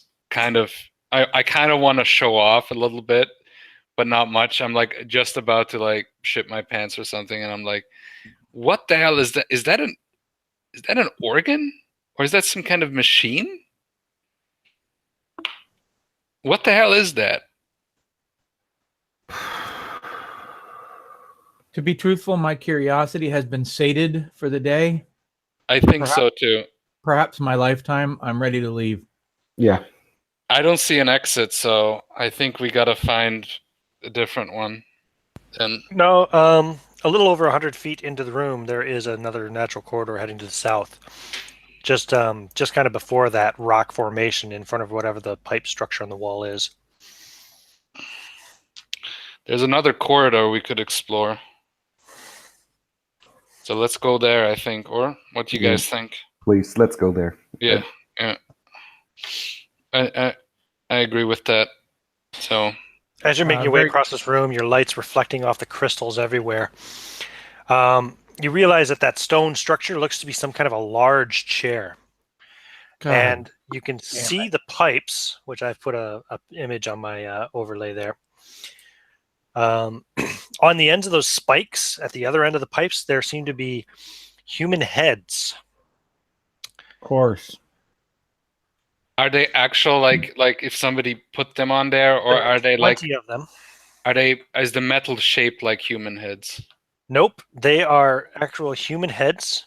Vigo is purposely not. And at this point, you can now hear what first sounds like a low wind, but you realize that the sound is actually coming from these heads, moaning softly in ululating chorus. Of course. They look perfectly preserved. They have sinuous runes carved into their leathery flesh, Their eyelids are closed, and their mouths and the muscles of their throat move as they sing. Some of them look to be of European descent. Others seem to have belonged to men and women of African descent. And the whispering song issuing from these peaceful heads has a sort of beauty. However, viewing this monstrosity does still call for a sanity roll. God damn Okay. it. As Vigo's taking his sanity check, he's going to consult with his shrunken head and see if it is singing also. I must have missed that on your characters. You got a shrunken head? Nice. Yep, he's got a little shrunken head he carried with him. It is not singing. Oh, I made it. I rolled a 13 out of 47. So Okay, you lose 1 sanity point. okay. I rolled 67 from 90 out of You lose 90. 1 sanity point. Okay. 89. I got a 30. I'm like Success, John? I lose 1. You lose I 1. guess. I just look at it and it's what kind of madman? Stop looking. But it's like it's so horrible, but it's also like who would make such a thing and why? Is some kind of mad serial killer musician? We're dealing with survival triage at this point, and we need to keep moving. Stop looking at everything and just find a way out and get out. Okay, fine. I'm not used to this kind of stuff. Okay, I'm just falling right now. Can barely get my eyes off this thing. Okay. Sorry, John. I have to turn a light off real quick. I'll be right back. Okay. You guys can head south into the natural cavern leading out of this end of the room. It goes on for about 30 to 40 feet, curving a little bit around to the left. And at this point, there is a junction where a natural cavern continues to the left, heading east, or this one continues to the south. Back. Yep, you've reached a junction. You went about 30 or 40 feet down that cavern, and the natural cavern splits. You can continue south or head east. Are one of these two smoking cigarettes still? I just put on. I just put on another one. So it seems to be pulling one way, and then it pulls the other way. A little east, a little south. A little east, a little south. You suck. Hmm. Flip a coin. Yeah, this is what I wanted to say. I take out a quarter from my wallet and I just flip it. Okay, then east. Heads east. As you begin to head east now, still shining your lights, natural earthen cavern. You travel for about nearly 100 feet before the cavern widens greatly, and it may continue on straight ahead to the east, or you may turn right to the south. Oh. And again, your smoke is going in both directions. Flip a coin again. I look at the others, kind of panicky at this point. It even occasionally pulls a little bit back the way you came, like it's taunting you. Okay, so heads is south and tails is east. And I flipped a coin. I'll just say 1 and 2 is heads. 3 and 4 is tails. Okay, then tails. So that was south, I think. Yeah. Okay, sounds good to me. You turn right, continue down south along this natural corridor. You go about 50 feet where it widens again and branches to the left. However, you can tell that it's going straight into a very large room to the left, or if you go straight, it seems to meet up with another cavern, which you can guess is the original cavern you were coming down in the first place. If you continue down south, it would have met up here. And then it also continues south as well, beyond that point. So you can turn east and go into this large room. If you shine your light in there to look, you'll see strange fungi and lichen flourishing in this great chamber. Again, you have the phosphorescent lichen all over the place, lighting the place with an eerie candlelight. some of these fungi stalks actually tower over you. There's a warm, moist mist that just sprays out of some apertures in the ceiling about 100 feet up, and stops. And you hear movement inside. Of course we do. If you look to try to see the source of the movement, you will see that there are a couple of degenerates in here. And you see two of them, it seems, and they seem to be working around cultivating some of these fungi. I stop and I just try to sneak away, and I'm like, I'm just looking at the others and saying, like, kind of nodding towards the other direction. South or Agreed. back north? Well, south, right? Okay. Yeah. So you guys give this room a miss. Give it a minute. I'm not gonna deal with the two of those. Since... Roll stealth rolls for me. Oh shit! I knew it. Roll what? Stealth roll. Oh, okay. I've got 20. So You are walking around carrying flashes. We'll see if these guys notice you or not. As you Yeah, walk that's past the true. large opening. I only have a 20, and I am rolling. where is my? 52 out of 25. So no. I got an 80 out of 20, so I did not succeed. Give me a second here. I'm not finding my. Where the hell did I put it? Vigo actually shines his light at one point directly into the eyes of one of these things that shields its eyes a little bit. On And it purpose? looks- On purpose? I don't know. And it looks at you kind of annoyedly and just continues to work on the Yeah. mushrooms. By the way, 84. Yeah, I failed completely. Yeah, they definitely take notice of you. They see you guys walking by, but then they just ignore you and continue like harvesting these mushrooms. They're shaving off pieces and collecting them into these Why baskets. don't they care about us? Because they seem to be thralls.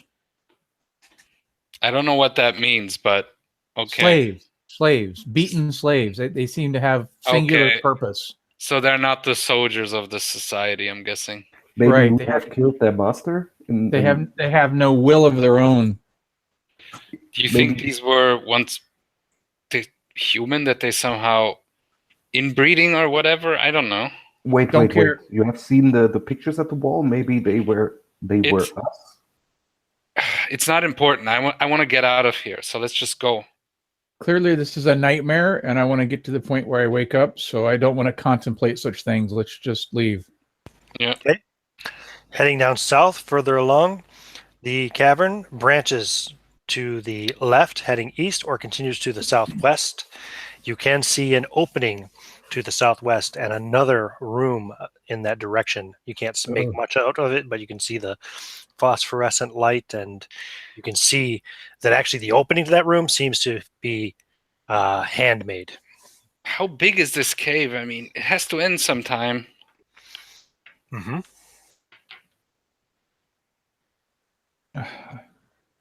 I don't care. Just pick a direction. Let's go. Okay, east. Let's go east. Giving that room a miss. Okay. You head east and kind of turn southeast a bit, widening in places, narrowing in other places, the ceiling kind of varying in height anywhere from 8 feet to nearly 20 feet above your head. You come to one point where there's a little opening, like an alcove almost to the right, but it dead ends quickly, you can see. You continue on southwest, or southeast, I should say, and you come to a dead end, but an intersecting corridor, as it were, that can continue east, kind of northeast, or continues southwest. I say northeast. Let's go. I like Let's the decisive move. Yeah, and I'm already moving. I'm already. Okay, give me 2 seconds here. I need to. Oh man, too many controls, too many tabs. I want to fix something here for you. Are we still in the state of Rhode Island? Shut up! It doesn't matter where we are. We have to get out to the surface. We moved miles and miles. If I get out in Utah and face the Mormons, that's gonna be better than anything than this. Yeah, I think you're right.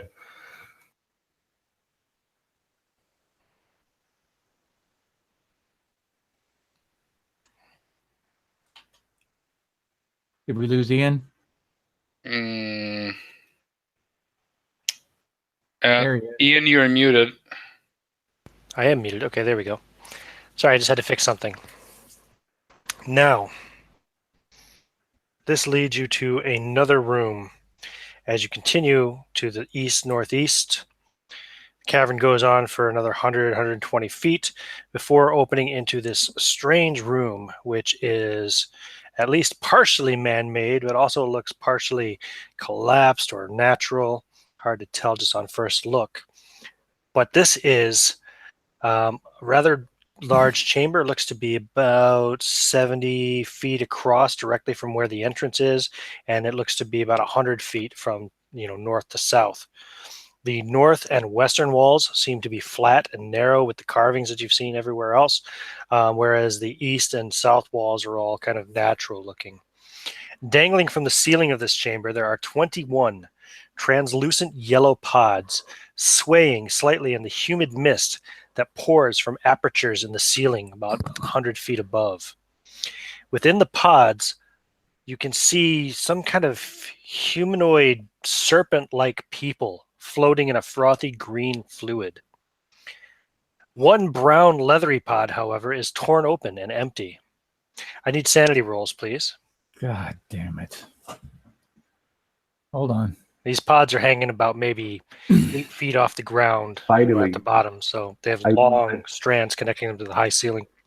Currently, I I have. missed a sanity roll with 89. I Nice. rolled a 9, so I I rolled- made it. I wrote 92.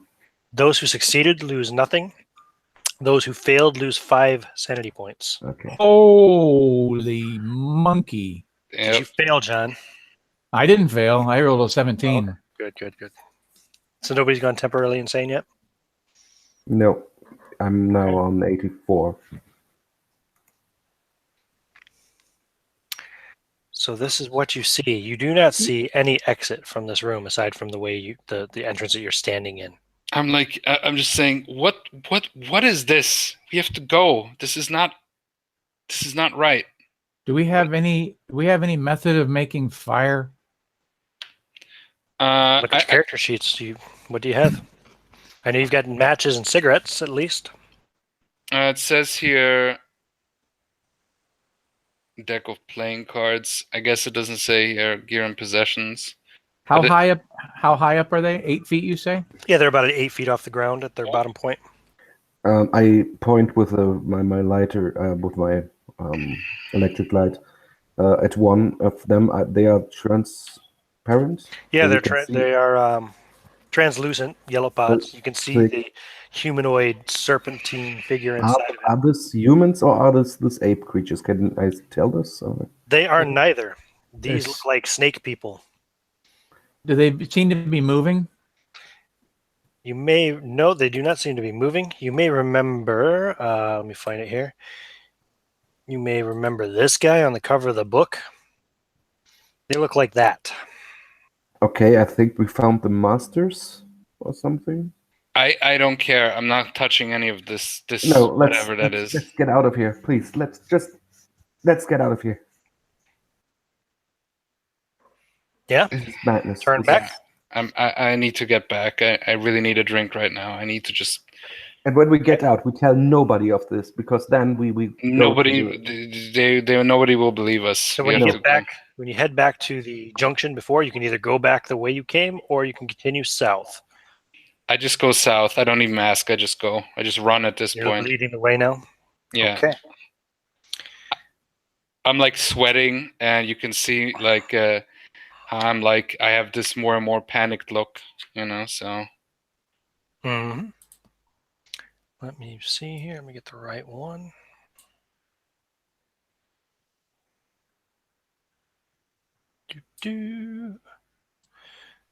There we go. Okay. You follow the corridor south for about 80 feet, winding a little bit left and right, widening and narrowing, and then coming to another opening. There is a smell of incense coming from there. and you can feel the humidity rising as you approach. It's getting warmer and warmer. Now, here we go.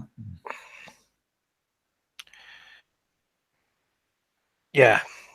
So you can feel there's some kind of unnatural heat. You don't see any source of it. But you see this room, which is about 35 to 40 feet across from where you're standing west east, and it's probably about 60 feet across from north to south. As you're looking in, straight across from you, there is an alcove, a large alcove fenced off by iron bars in which a barred door is set. Feels and smells almost like a tropical jungle in here. Within that alcove, you can see 3 scrawny, degenerate infants rolling around and wailing in their own filth. And you can see your friend, Josh Wainscott, rolled up in a fetal ball, muttering to himself against the wall. On the left, you can see a pile of furs and rugs, and directly in the northwest corner, and so directly to your left if you'd gone in, there is a natural hot spring. On the right side, you can see a laboratory with several tables, a gong, and some shelves along the wall directly on the inside, directly on the right of you. You also see, sorry, I should have said this in the first place. On the furs and rags, there are 3 degenerates apparently sleeping. And in the laboratory, sitting at a chair at one of the desks, is a serpent person, sitting quite stilly. God damn it. You can also see in that workspace, the laboratory area he is in, you can see 3 leather scrolls sitting on a table. You can see an enormous laboratory of bubbling alembics and retorts, along with other alchemical and arcane equipment spread out on the tables. Near one of these tables is the large bronze gong, which you can actually see in the image there. The walls have the characteristic carvings that you found elsewhere in these tunnels. I'd like spot hidden rolls from all 3 of you. All right. Nope. I have a spot hidden of 60. I am rolling. I rolled a 20 out of 60, so it should be a hard success. I got a normal. I got just under my roll, so I got a normal success. So the 2 of you that succeed notice that the carvings to the right of the desk where the lizard man is sitting, the carvings on the wall directly to the right of that don't match up with the rest of the carvings exactly. These carvings are in a compact space. They have no pictorial element whatsoever except for a plethora of spiraling lines, and they do not flow over to and intertwine with the other carvings on the other walls like the rest do. Does anybody have any Cthulhu mythos? Nope. Let me see. I don't think he's got any. I don't think anybody does. The starting investigator. 0. Yeah. Okay. Hold that drama for just a second. I gotta take care of something real quick. Right back. Yep, I hear him. John's got an old blind cat. Sometimes needs assistance. Yeah, I could hear him meowing.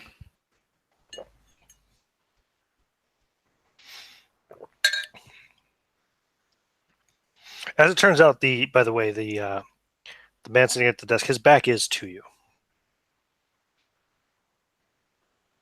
Not at the exact same angle as it is in that image. You're more like straight across from the actual caged alcove, but yeah. Okay. Just to give you an idea. First question: what beer are you drinking? And second, I will straight shoot at this guy when John gets back. Yeah. Okay, I'm drinking Franciscaner Weiss beer. Nice. Yep. Is that the mug you got here? No, this is a smaller mug. This one's only a half a liter. Yeah, only half a liter. Yeah. You know. Yeah, the small one, the small German beer. Yeah. This is so far a fun module. Like, I'm enjoying it. Yeah. Sorry, my dogs were freaking out. Go ahead. Oh, okay, no problem. So that's it. I haven't described anything more. Like I said, you guys are sitting kind of not quite the same angle as in this image. You're more like directly across from the alcove, where the barred cage is. But yeah, the man sitting at the desk, the serpentine man, lizard man, whatever you want to call him, has his back to you, as in the image. Yeah, and I don't ask questions. I will point my weapon at this creature and I will shoot. Okay. And I don't trust it because it looks like this lizard stuff, like in this axe, right? No, 75. So you fire, blam! That's like what, the fifth shot now? I have two bullets. Okay. No, one bullet. I Yeah, messed one up with the creature. So you fire and miss. Roll percentile for me. What? Any percentile, D100. Oh, a 3. A 3, very good. You don't hit him, but you do hit the alchemical alembics and bottles and stuff on the desk that he is sitting at. Now,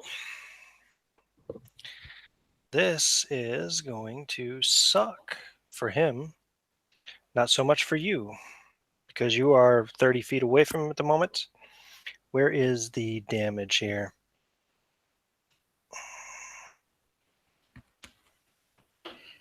This will cause the an explosion basically to happen. Here it is. Okay, roll 3d6 for me, Jens. As you accidentally create this alchemical explosion on his work desk, where he was sleeping, by the way. 3d6. Nice job. Okay. Ooh, 4. You rolled 4 on 3d6? Yeah. Wow. Man, you deserve to die after that. Okay. Yeah. But he doesn't die. I don't believe. Let me see how many hit points he has. Yeah, he's still alive. He jumps up, shocked and surprised, and shakes his head and brushes the flames off of his robes as he turns to face you. The 3 sleeping degenerates also jump up at the sound of the gun and the explosion, surprised and looking around to see what's going on. And we will then enter initiative. Now, let me see here. His initiative is 70. Their initiative is 70. Okay, so above 70, I know, John, you got like a 90 or 80 or something, right? I believe 85. 1 second. Okay. 85. It is your initiative. Well, since my action was decided for me, Makes it easy. am I closer to the degenerates or closer to the lizard man? Definitely closer to degenerates, but you can get to any of them. He's only 30 feet away from you. They're more like 10 to 15 feet away from you. Well, that he was sitting clothed and that they're naked and we've seen them as thralls, I'm hoping that by the lizard man dying, that he is their master and they'll cower and go away. So in this nightmare of a dream that I'm caught in, I'm going to be the hero and kill the monster. I'm going to run him through with my sword. Okay, make your attack roll. Here we go. You charge forward and swing your sword at him. He will attempt to dodge. What's his dodge? Okay. All right, my sword is 60. I am rolling, and I have a, survey says, 11. Is that good? Nice. Yeah, that will hit. Give me your 11. full damage. And we It know does- 4 it points. does- It does full damage, is that what you said? No, roll your damage. Oh, okay. It's Roll a D. 4 damage. Sorry. I got you. I was all excited. I was like, You yeah, can roll critical. full damage if you want, but I'm switching the dice. It's a D6 straight up. Nothing for charge, right? no, I don't think so. It's a straight up 5. 5 points. He's now taken 9 points of damage. You slash him with the sword, and he looks pissed. What is your initiative there, Reginald? 70. Okay, and what is Winston's is 60, isn't it? Yes, it's 60. Okay, so Reginald, you're going to go at the same time as him and all of the degenerates. What are you going to do? I try to shoot again at the lizard man. Go for it. Roll it. My last bullet in the chamber. Yeah, 12. So it was a D10 plus 2. Yep, he already used his dodge, so he can't dodge this time. Roll it. Yeah, D10 plus 2. Your last bullet, bam, fires and strikes home. Yeah, 7. So 9. Okay, so he is now taking 18 points of damage. Oh, he is badly hurt. On his turn, he hisses something in a coarse language, which you suddenly realize with his thick accent is actually English, or a bastardized form of it. And he basically says, "Get them!" And he picks up and he's going to make a throw roll as he throws this item that he picks up. It's actually like a mallet. He's throwing it at the gong. What is his throw? He throws it, however, it misses. And hits a degenerate. Yes. So he turns to his left, takes 2 steps over and puts his hand on the wall at that same point where I told you the pattern didn't match up. And he gets sucked into the wall. There's like a distortion in space, and he gets sucked into the wall and disappears. And then the degenerates, I can't say that, attack.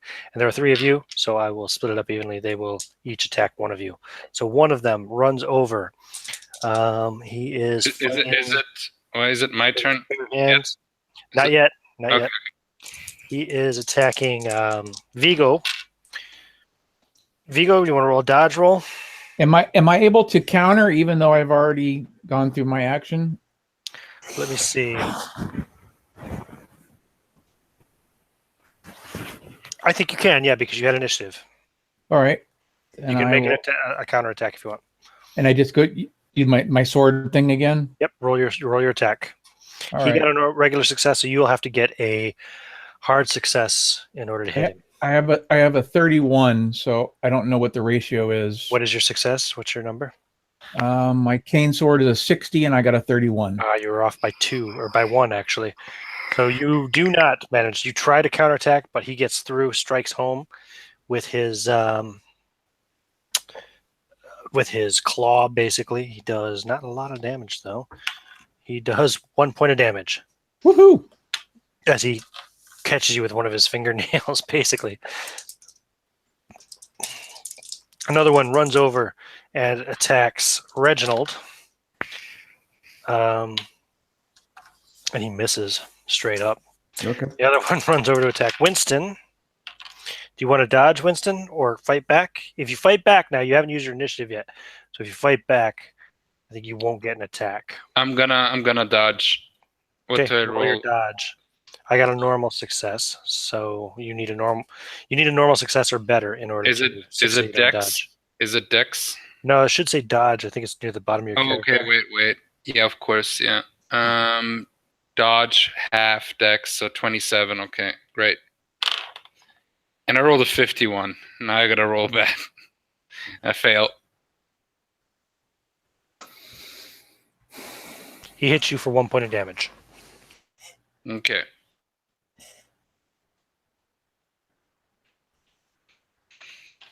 Okay.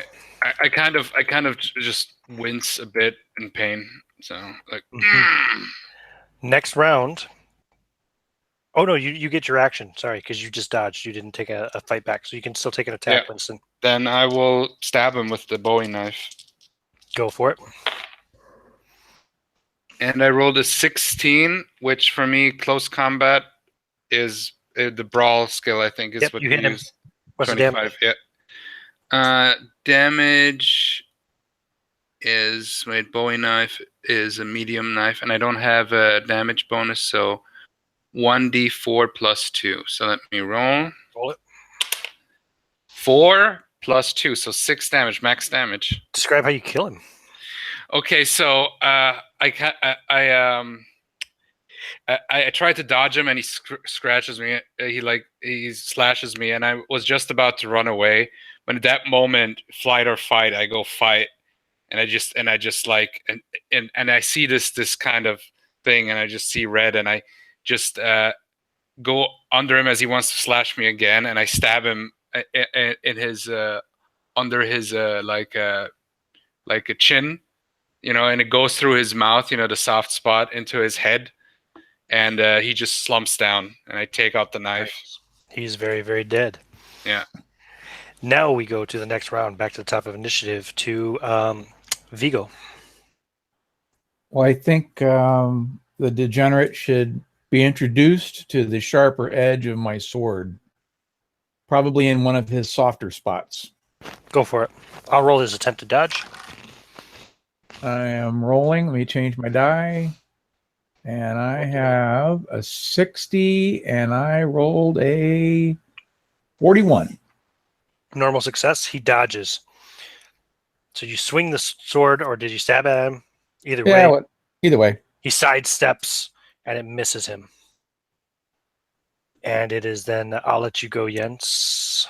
Yeah, I reload my gun. Okay. I think it takes you, does it say how long it takes to reload? I think it just takes a round. It's instantaneous. Right. Yeah, you can reload this round. You can fire again next round. Good. Okay. So the remaining two of these guys, one of them attacks you, John, attacks Vigo, I should say, and misses. So he dodges your sword stab, and he misses his claw attack. The other one swings at Reginald as he's reloading his weapon. Do you want to try to dodge? Yeah, I try to dodge. Roll it. I've got a regular success on his attack. Yes, it's a 10. You dodge. So Yeah. he misses.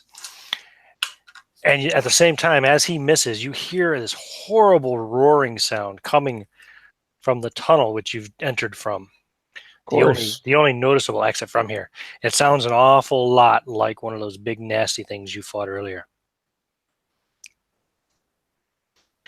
And it's your turn, Winston. I will stab at there's two left, right? There are two left. One is real close to you, fighting against Reginald, and the other one is across the room fighting with I will help. Vigo. I will help Reginald because he's reloading his gun and he's got the best weapon. So and Vigo seems like he's doing okay. So at least he's got a weapon. So I'm gonna just stab at the guy with the knife. I'll roll his dodge. I rolled a 49, so it's a fail. Okay, fair enough. So you miss.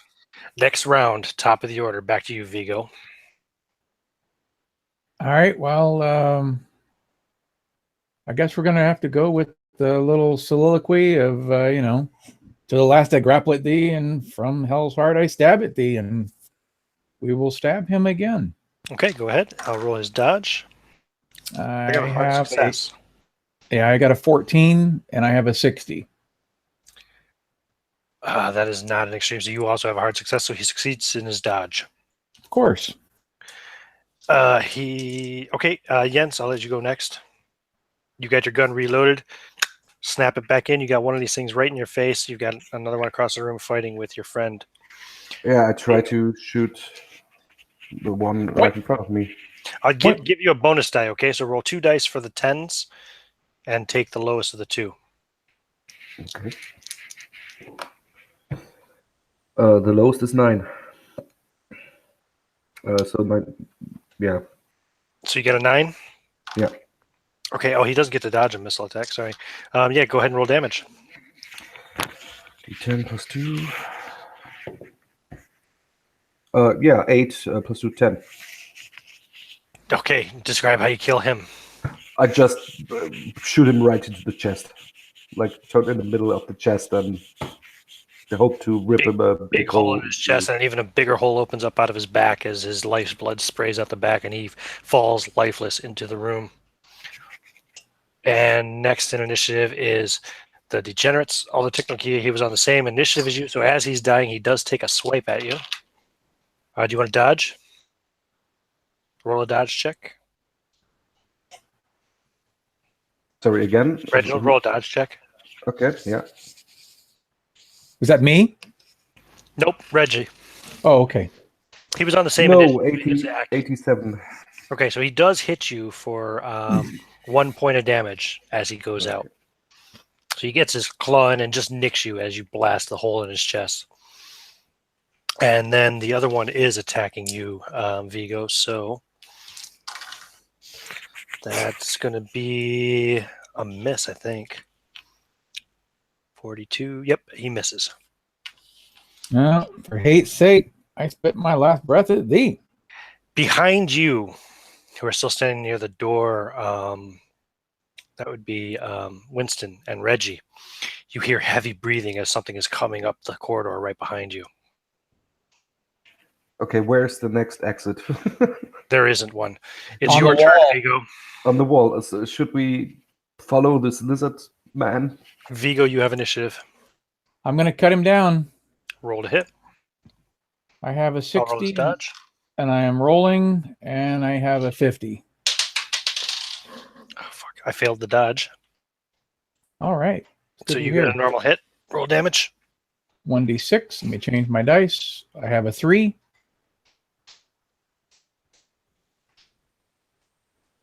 I rolled a 3. Oops, sorry, I'm muted. 3 points of damage. Yep. Okay, that wounds him, does not kill him. And next on initiative, it's him and Reginald. Reginald, do you want to take another shot, or what do you want to do? I'm thinking about to scream to the others that we jump into this wall thing. Well, don't When- think. Act. What do you want to do? Yeah. I scream to the others. There more to come. Let's jump. Let's run behind this lizard man into the wall, And and you run then over I keep running and jump. You into touch the the wall. But we're winning. We're winning. You touch the wall. You coward. Hold on. Where is it here? I'm sorry, I'm just trying to find the damn thing up at the gate. Right. So lose 1 magic point and 1 sanity point. Okay. As you disappear, you see you guys see Reggie get sucked into the wall just like the lizard man did earlier. And you reappear in another unfamiliar cavern. Uh, Do you have a flashlight still? yeah. Of Okay. course. You're standing in an unfamiliar cavern, which heads in 2 different directions. You don't even know which direction you're facing now, so you're not sure which way to go. Yeah. I wait for the others. You look back at the wall that you just passed through. It does have the same spiraling lines pattern. Yeah. I wait for the others. Okay, and the other, well, the creature gets to go. It's going to attack you again, John. Do you want to dodge? I will dodge. Because he's got a hit this time. All right. I'm rolling my die. I can look it up. I think it's a 45. Yeah, it's 45. I'm rolling. Let me change my dice. And I have a 45. So I got the same thing. I got That's my score. exactly, you dodge. Okay. No problem. Woo. Because you got a standard success, so you just need a standard success to successfully dodge. Woo. Just so you know, when you try to dodge an attack, you need to match or better their result. If you're Okay. trying to counterattack, fight back, you have to beat their roll to succeed. Gotcha. So that's the main difference there. Dodge is always in the favor of the dodger. Gotcha. Yeah. Yep. So you dodge his attack, and it is now your turn, Winston. Okay, so I will go and help. No, it's not. No, it's not. Hold on. Sorry, I forgot somebody. Oh shit! The other ghast, big, huge, slavering, humanoid-like creature with the cannibalistic teeth and the frog-like legs and the big nasty claws comes running up behind you, and he's going to attack you. Oh shit! I forgot. I rolled for how many rounds it took him to get there. This is the round he arrives. So, and you're the closest to him. Do you want to dodge this first attack? Yeah, of course. I'll try it. Wait. It might not be necessary. It's not necessary. I'll let you save it for the second attack. You can try to Okay. dodge this one. Okay. Excitedly, he attacks and misses, and then makes his second attack. Roll your dodge. It's a fail, 66 out of 27, so it's a fail. I also got a fail, though. As it turns out, I rolled a 73. So he misses again. He takes 2 big swings at you, this huge 8-foot tall, 400-pound thing, and misses both attacks and looks at you with hate in its inhuman eyes. What do you do on your initiative? I just kind of roar at it, yell at it. I'm kind of in an adrenaline rush. I'm not thinking straight. I'm kind of in a panic mode. And I'm like, I'm gonna do whatever it takes. I'm not gonna. Anyway, I'll just stab it. Basically, I just roar at it like a fucking thing. Like I don't know where this is coming from, but I'm just like, let's see if it works. I'm guessing the guy with the gun just ran through the wall. He did, yeah. Yep. It's Yeah. fight or flight, and you chose fight. Yeah, with the best weapon too. Go ahead. but I'll roll anyway. his dodge. I rolled a 23 out of 25. Wait, I'm That's always gonna be a looking. normal hit. Give me your damage. I'm just checking if it's 25. Yeah, 25. So it's still a normal hit. Okay, cool. Because I was looking at the wrong character sheet. 1d. Right, 1d4. Right. I wish I had the machete, but where's the 4? Here. So I rolled a 3 plus 2. That's a 5. Okay, you do 5 points of damage to him. He gets mildly annoyed. So I stab at him, but it doesn't really do anything, I guess. Next round. Well, it draws blood. You Yeah. stab the Bowie knife. It draws blood, but he's still standing there slavering over you. And it is your turn now, Vigo. Once again, finish this little putz off. And I am rolling. I got a 27, and I have a 60. Okay. Let's see. Oh no, this is a new round. He can try to dodge. Yeah, he will try to dodge. He failed anyway, so you hit him. Damage. I changed my dice up. I got a 3.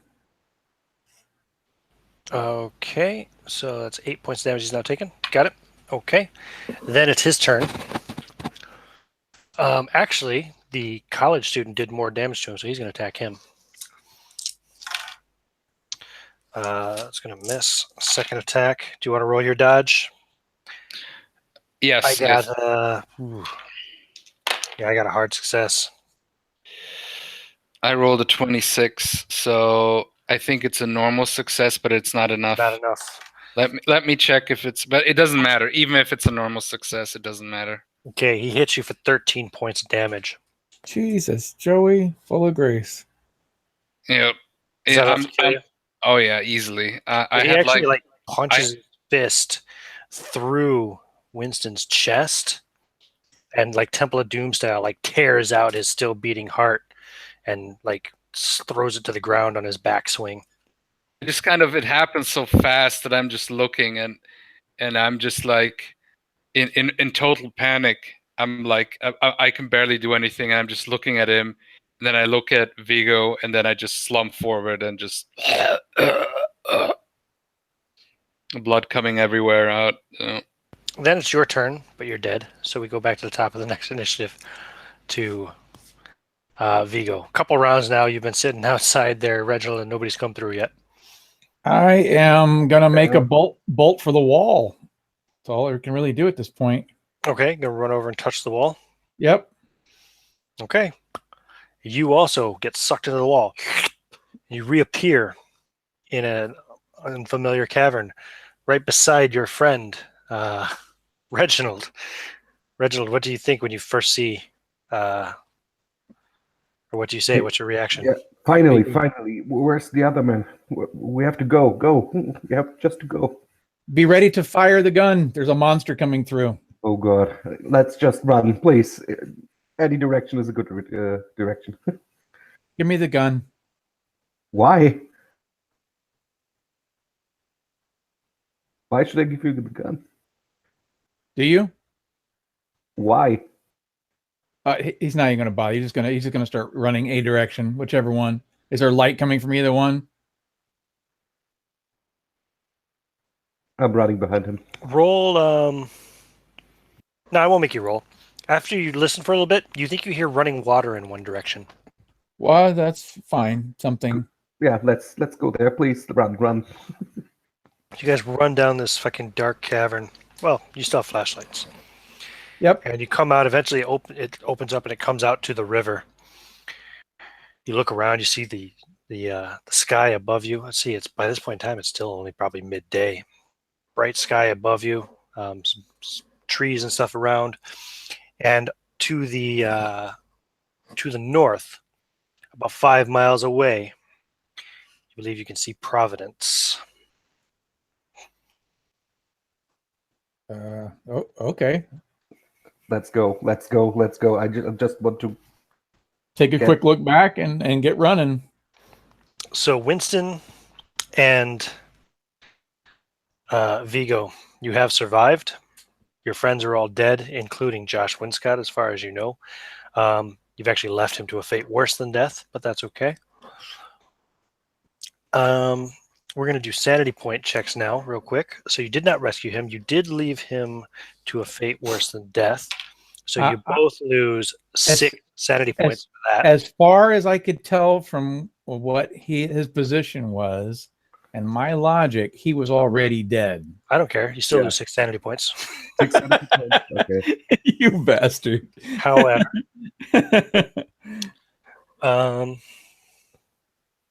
it. We're alive. is that enough to drive you temporarily insane? 4, 5, 6. It No. has me at 11. You don't have What temporary. did you start off with? I started off with I had 9 was my threshold. Okay, so that does put you over. So I had 90 points at the beginning. I have now 77. No, your threshold was the smaller number. So you would have had like I guess an 11. Okay. You are also going to gain 9 sanity points for having defeated one ghast and for having escaped with your lives at least. So you can add the 9 more sanity points. However, you are still going to suffer from a slight bout of madness. Why don't you roll D10 for me, John? Stand by.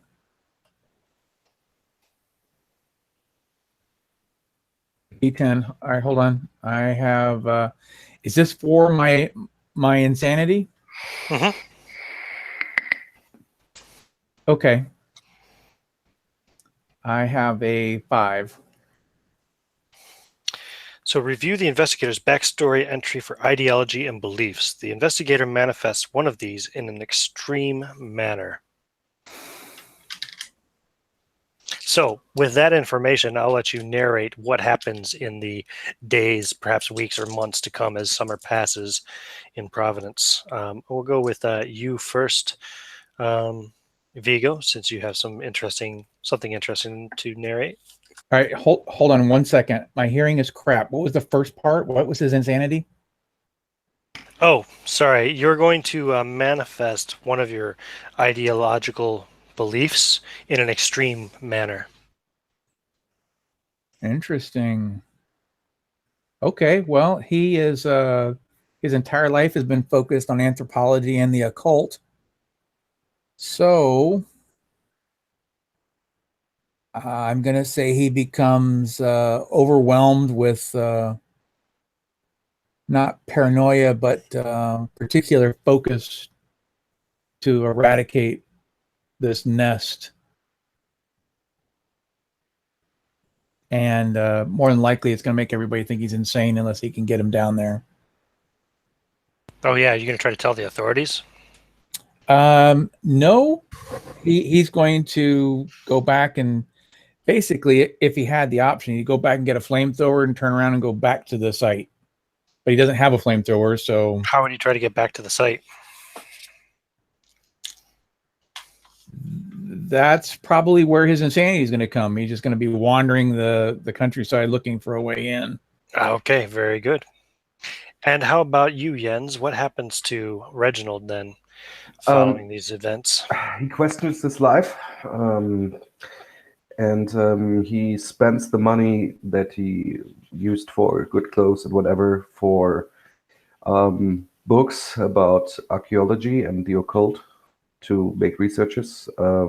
His mind has changed, and he tries to bring to search for family members of Bull to bring him them the breast knuckles and tell them why he disappeared and how he died. But I don't tell anyone what happened down there. I just want to understand what happened, and if there's more in the world than we know. And maybe I hope I can play this character again, maybe with a new site, like Yeah, sure. searching Hopefully you for the marked off unknown. any successful skill rolls you guys made throughout the game, because you Yeah. can level those up. You have the opportunity to try to level those up. We can do that at the beginning of the next game if you use those characters again. So cool.